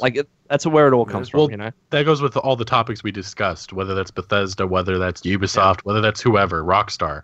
We all want them to be better. We want them to do stuff that fans actually enjoy, but the only way you do that is by calling out the stuff that just doesn't make sense or Absolutely. needs fixing. I agree. Yeah. And also, Yeah, don't for be sure. a dick about it. Like, I'd made a tweet about that. Like, I if I'm trying to convince Carrick of something, it's better for me to say, "Hey, Carrick, I think you did this wrong," instead of saying, "Fuck you, Carrick. What the fuck is wrong?" Like, Yeah, there's differences of communication there, and one works better than the other generally. absolutely. Yeah, Total Biscuit said that when he was talking about people freaking out about the Shadow of Mordor Cancer DLC. He was like, Oh, boy. we could all shit ourselves, but he's like, it might be better to just be like a little bit more laid back about it, so people can get your Good idea point. a little easier. Yeah, and I would agree. Well, I mean, here's the thing: is what would get while we're talking about PR and stuff, and actually getting through to them, what do you think would get through more? A bunch of concise, really just to the point messages, or internet outrage? As No, neither. Mhm. You don't think either? Social media, no, it needs to be like the Xbox One, which was probably the largest Switch we've ever seen a company ever perform. I would say. Vote You're with your talking about- wallets. No, they didn't vote with their wallet. They did social media outlets to the point to where they had surveys. They had, I think, 200,000 people signed a survey against Xbox One being always online, and until Don Matrick basically had to say, "Yeah, I this is remember that. gonna work." So Okay. I think Yeah, social but media is surveys one don't thing. work either. Oh, dude, I did surveys. I could tell you how. No. surveys. No. I'm saying like when people go onto these survey websites and say, "Hey, no, what's it called? What's the website everyone goes to? Change. Funky. Change.org, right? Oh, change.org. Just look at the success rate. Look at the hit rate. How many Change.org petitions have gone into the ether? What I'm saying, I'm not saying that one tweet to Pete Hines is going to make them change the system. I'm saying a tweet that's calm and concise is going to do better and is going to have more of a chance than a tweet that tells him to fuck off. Yeah. Well, That- looking that's all through I'm what saying. he's been responding to the last week or two, probably all the way back Yeah. to E3, it's just been that one issue, Creation Club. Whether that's payment, I would- whether that's how it is, and whatever. Yeah, and I wasn't. So I don't disagree. I wasn't even going in that line of thought. So I sorry agree then. completely. No, that's all right. I agree completely. What I was saying was with surveys and with concise information, what happens is a company can get, let's say, what's your problem with Creation Club, and you have 4 choices, and you Yep. can identify, and then they can see, okay, more of the problem is around this than it is this, that kind of stuff. I'm saying those are all better alternatives than being an asshole. Well, I guess right now the only thing we can do agree. is just hope. We can hope that Bethesda's listening and they know that we do not want the stuff that they're offering right now, Yeah. especially for the price that they're offering this stuff. The reason compared to I don't hold out hope is I think of their review policy. I mean, there was pretty big backlash in general. Yeah. You know, when you type in Bethesda review policy, I don't even think their policy comes up. It's 20 articles saying why this policy is horrible. And they just, what Bethesda does is they keep quiet until everyone shuts up, and then they move on. Like Carrick said, keep your head down, make another video. That's basically what they do. Sorry. This is my dog. I apologize. Shut up, dude. You're fine. Wow. Okay, I'll be right back. Yeah. Get mad without me. but I know what you mean, Matty. You know what I mean? But it is what it is, and this is the tough thing, because if right now, let's say Bethesda was to say, we need to improve a Creation Club and actually have quest-sized DLC, we won't see that for 6 months plus. And that's the problem. Correct. Because, Yeah. unless they come out today and said, hey, we're fixing this now, in a year's time you will see this, I think that might go over well. But even then, like, even if they try to fix this stuff, we're not going to see the problems fixed until a year from now. Thinking about it, though, you have to... We all know that Bethesda probably knew that there was going to be backlash no matter what. The question is, how badly do they think it was going to be? Do they think it was going to be this bad, or do they think it was going to be worse? Because the only way change happens if, well, obviously money talks again. So sales start, people don't buy it, then obviously they'll have to look into other options. But you want to know something really scary? And I'm assuming Matt or Lone will know a little bit about this, but kangaroos. No, well, kangaroos. He runs too, from, yeah. but we always hear that speak with your wallet, and it's funny because a game company, they don't know if you haven't bought their game. So what I'm talking about with Twitter and surveys is because a positive information needs to actually come in so that they can make a choice or a desired decision. For example, Microsoft, when Microsoft was like online only, internally they thought it was fine. But what was weird was outside of Microsoft, but still within the company, outside of Microsoft Games, there were people who were going like, what are you trying to do? Even though they knew Office 365 was coming and all this stuff, everybody outside was saying stuff. No one believed them until the outrage came up, pinpointed stuff, and they were like, okay, yeah, this is a serious issue. I think it requires so much, though, that I agree with Maddie that I'm a little nervous. It'll never happen because Bethesda does get away with things, the review policy stuff. They do just sort of put their head down. What I'm nervous about is that no amount of surveys, no amount of information, no amount of nice email, because all Pete is going to think is what we've thought. And Lone and I, well, all of us have talked about this. We're like, oh, yeah, we only hear from the people complaining about what we said. Everybody who's enjoying what we said, doesn't post.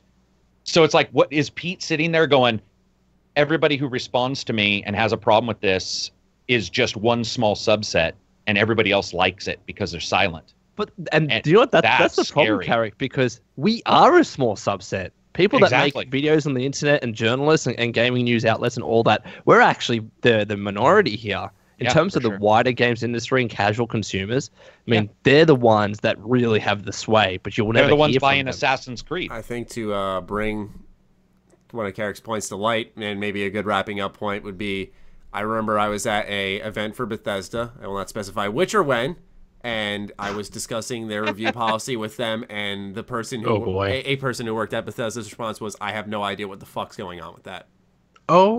So I've said this before, but like Carrick said, there are going to be people inside the company who are like, what? It's not just this one uniform mind all agreeing on the same thing. There is probably You mean it's not Mr. Bethesda making all the decisions? Mr. Bethesda. Imagine that's a thing. We're gonna make that like the Fallout Pit Boy. There's just Mr. Bethesda. He looks just like the Fallout kid. Mr. Bethesda, and I have a dream. There's a ton of people out there who don't agree with a lot of the stuff, or do agree and are way worse than even the people making the decisions. I mean, that's what happens with individuals. It's sad you heard that, because I always hope somewhere there's these moral people. I know this is completely anti-Carrick, but this is what I actually like. I think this is how I get through reality. But I always hope that there's people at these companies fighting the good fight. Because I say it a lot of times in reviews where I'm like, I want to see what the developer meeting was like. Like, who thought this was a good, hey guys, Cancer DLC, high five, that's fucking awesome. Well, there are a few. We all know that. Everybody's we do, but but for what the I'm saying majority, is I just like it. It's Yeah. just it's interesting to understand that there's all these different groups. And it's we'll all about probably money. not win. All the companies want is money. There's some companies out there that are looking to make great experiences, and I guess money's second. Even though no, money's first for everyone. well, that's why I mean. Yeah. That's why I mean, like, companies like Take-Two said, well, we're looking to make a great experience and money will come with it. I'm like, no, you're just trying to make as much money as you can for any of your titles. Yeah. Like, sometimes those two goals will meet, and it's a beautiful experience, and we're all singing Kumbaya together. But usually, yeah. Why do you And think it is everybody business. mentions CD Projekt Red with every conversation? Yeah, Mhm. and CG Project Red has its own issues. So Oh, yeah. Oh yeah, and that's it. Like, people are saying, well, why not just sell it free for CD Projekt Red? I'm like, well, not everyone has good old games like CD Projekt Red and making a ton of money off of that.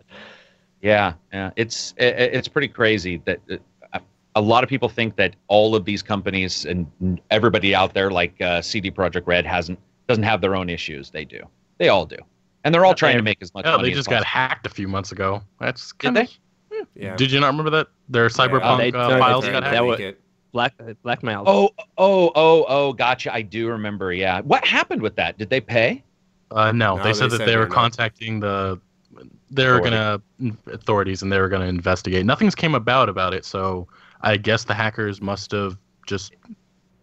Or if I show held up onto with it. gold teeth at next podcast, you guys will know that my hack worked. Sitting on a bunch of Bitcoin, baby. No, Oh, boy. God. I hope that like YouTube isn't searching this, just going, that's the Interesting. dude who did it. Yeah. Let's find his address.